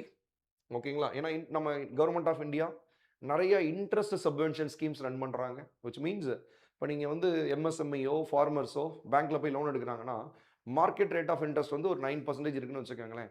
அவங்க வந்து 6% பே பண்ணால் போதும், 3% வந்து யார் பே பண்ணிடுறது, கவர்மெண்ட் பே பண்ணிடுவாங்க. So that is interest subsidy. LPG subsidy, it is very limited amount. Okay, other subsidies டோட்டலாக மேஜர் சப்சிடிஸ்னும் போது இங்கே 4,54,000 அதில் ஃபுட்டுக்கு தான். Okay, because we are running பிடிஎஸ்ல, பப்ளிக் டிஸ்ட்ரிபியூஷன் சிஸ்டம் வச்சுருக்கிறோம். ஸோ ஆல் ஹவுஸ் ஹோல்ட்ஸுக்கு 20 kg ஆஃப் ரைஸ் ஃப்ரீயாக கொடுக்குறோம். ஸோ இப்போ ஆட்டோமேட்டிக்காக அதுக்கான என்னது ப்ரொக்யூர்மெண்ட் காஸ்ட்டு, டிஸ்ட்ரிபியூஷன் காஸ்ட்டு எல்லாமே இருக்குல்ல. எஸ், அடுத்து பாருங்கள். Yes, this is a allocation for vulnerable sections, womens, children, SC, ST and north eastern. See again இந்த அலோகேஷன் தான் வில் சப்ஸ்டான்ஷியேட் இன்க்ளூசிவ் growth. ஓகேங்களா, right, Viksit Bharat inclusive growth.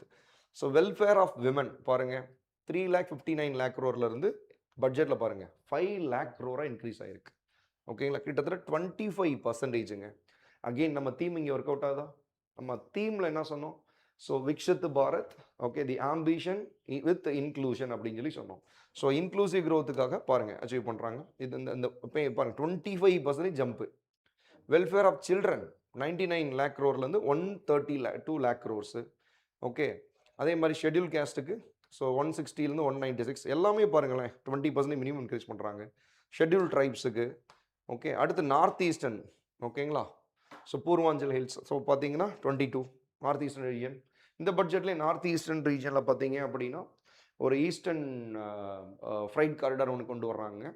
And then north ஈஸ்டர்னில் tourism டெவலப்மெண்ட்டுக்கு Buddhist circuit ஒன்று develop பண்ணுறாங்க. ஓகேங்களா, that is very very important. Okay, right. So இது பார்த்து வச்சுக்கோங்க. ஓகேங்களா. சி இந்த அலோகேஷன்ஸ்லாம் நம்பர்ஸாக தெரிஞ்சுக்கணும்னு அவசியம் இல்லை. அட்லீஸ்ட் ஒரு ரவுண்ட் பிக்சராக தெரிஞ்சு வச்சுட்டீங்க அப்படின்னா it is very easy to write in mains. Okay, then you will get very good marks in mains. ஓகேங்களா, right. Ascending order, descending order கூட நம்மளுக்கு கேட்கலாம். ஓகேங்களா, ஸோ 5 lakh crore அடுத்துலாம் பார்த்துக்குங்க. ஓகேங்களா, ஸோ அடுத்து எஸ்சி, அடுத்து சில்ட்ரன்னு, sorry ST, children and north eastern region. Yes, ஃபைனலாக ஸ்கீம்ஸ் பாருங்கள். ஸோ எஸ், இப்போ எம்ஜி நரேகா 2005 தான் இந்த ஆக்ட் கொண்டு வந்தாங்க. So right now the act was repealed or replaced with VB, Vande Bharat, சாரிங்க, Viksit Bharat. So Viksit Bharat Gramin. Okay, so இது வந்து பார்த்தீங்க அப்படின்னா Ajeevika and Rozgar Ajeevika mission. Okay, Gramin. Okay, right. So இந்த ஸ்கீம் தான் இப்போ இன்ட்ரடியூஸ் பண்ணுறாங்க. ஸோ திஸ் ஸ்கீமுக்கு ஸ்பெஷலாக ஆக்ட் இருக்குது 2025. So Viksit Bharat Gramin, so Rozgar Ajeevika mission Gramin 2025. So இந்த பட்ஜெட்டில் அலோகேஷன் பாருங்கள் 95,000 crores. ஓகேங்களா, ஸோ எம்ஜி நரேகாவுக்கு பதிலாக தான் இது கொண்டு வந்திருக்கிறாங்க. பட் இந்த டிரான்சிஷன் ஃபேஸ் இருக்குல்ல, ஸோ பழைய லையபிலிட்டிஸ் அதாவது திருப்பி கொடுக்க வேண்டியதாக இருக்கும், பெண்டிங் பேமெண்ட் இருக்கும். ஏன்னா இன்னும் எல்லாத்துக்கும் செட்டில் பண்ணலை. அந்த எம்ஜி நரேகா ஒர்க்கர்ஸ்க்கே பேமெண்ட்ஸ் இன்னும் பெண்டிங்ஸ் இருக்குது, கவர்மெண்ட் அதை மென்ஷன் பண்ணியிருக்காங்க. ஸோ அதனால தான் இந்த அதுக்கு ஒரு 30,000 crores அலோகேட் பண்ணியிருக்காங்க. ஸோ அதனால் ஸ்டூடெண்ட்ஸ் கன்ஃபியூஸ் ஆகிடக்கூடாது. சார் அதுதான் எம்ஜி நரேகாவுக்கு பதிலாக நியூ ஆக்ட் வந்துருச்சுல்ல, அப்புறம் மறுபடியும் 30,000 crores அப்படின்னா சில பெண்டிங் பேமெண்ட்ஸுக்காக இது அலோகேட் பண்ணியிருக்கிறாங்க. ஓகேங்களா, 30,000 crores. ஏன்னா இது வந்து கம்ப்ளீட் டிரான்சிஷன் ஆகணும். ஓகேங்களா, அதுக்கு ஒரு டைம், அதுக்கு ஒரு எக்ஸ்பெண்டிச்சர் இருக்குது, அதுதான் இது. ஓகே, அடுத்து பாருங்க, ஜல் ஜீவன் மிஷன். எஸ், பாருங்க, இதுதான் நம்ம சொன்னோம். 17,000 crores இருந்து எவ்வளோ பாருங்க, 67 298%. ஓகேங்களா, அடுத்து பிஎம் கிஷான் ஸ்கீமுக்கு. Yes, okay. ஸோ இந்த ஸ்டூடெண்ட்ஸ், இந்த ஸ்கீம்ஸை please note it. This is your UPSC prelims question. Okay, ஏன்னா இது இந்த ஸ்கீம் தானே ரிலவெண்ட்டாக இருக்குது இப்போ. ஸோ இப்போ கொஷின்ஸ் வந்து இந்த ஸ்கீம்லேருந்து தானே வரும். Okay, if you are preparing for competitive exams அப்படின்னா இது இந்த ஸ்கீம்ஸ் தான் கொஷின்ஸ் இருக்கும். ஓகேங்களா, ப்ளீஸ் நோட் இட். ஓகேங்களா, next. Yes, so this is our second part of டிஸ்கஷன்ஸுங்க. ஸோ இப்போ வரைக்கும் நம்ம என்ன கம்ப்ளீட் பண்ணியிருக்கோம்னா, நம்ம பட்ஜெட்டோட தீம்ஸ் என்னன்றதை நம்ம டிஸ்கஸ் பண்ணியிருக்கிறோம். பட்ஜெட்டோட ட்ரெண்ட் எப்படி இருக்குன்றதை பார்த்துருக்குறோம். பட்ஜெட்டோட நம்பர்ஸ், ஸோ எல்லா நம்பர்ஸையும் நம்ம பேசிட்டோம். Okay, so this is first part. Next பார்ட்டில் இந்த பட்ஜெட்டில் 2026-27 6 பில்லர்ஸ் பற்றி டிஸ்கஸ் பண்ணியிருக்கிறாங்க. ஸோ அதை நம்ம கன்டினியூ பண்ணணும். So okay, students, will discuss in the second செஷனில் நம்ம பார்ப்போம். தேங்க்யூ.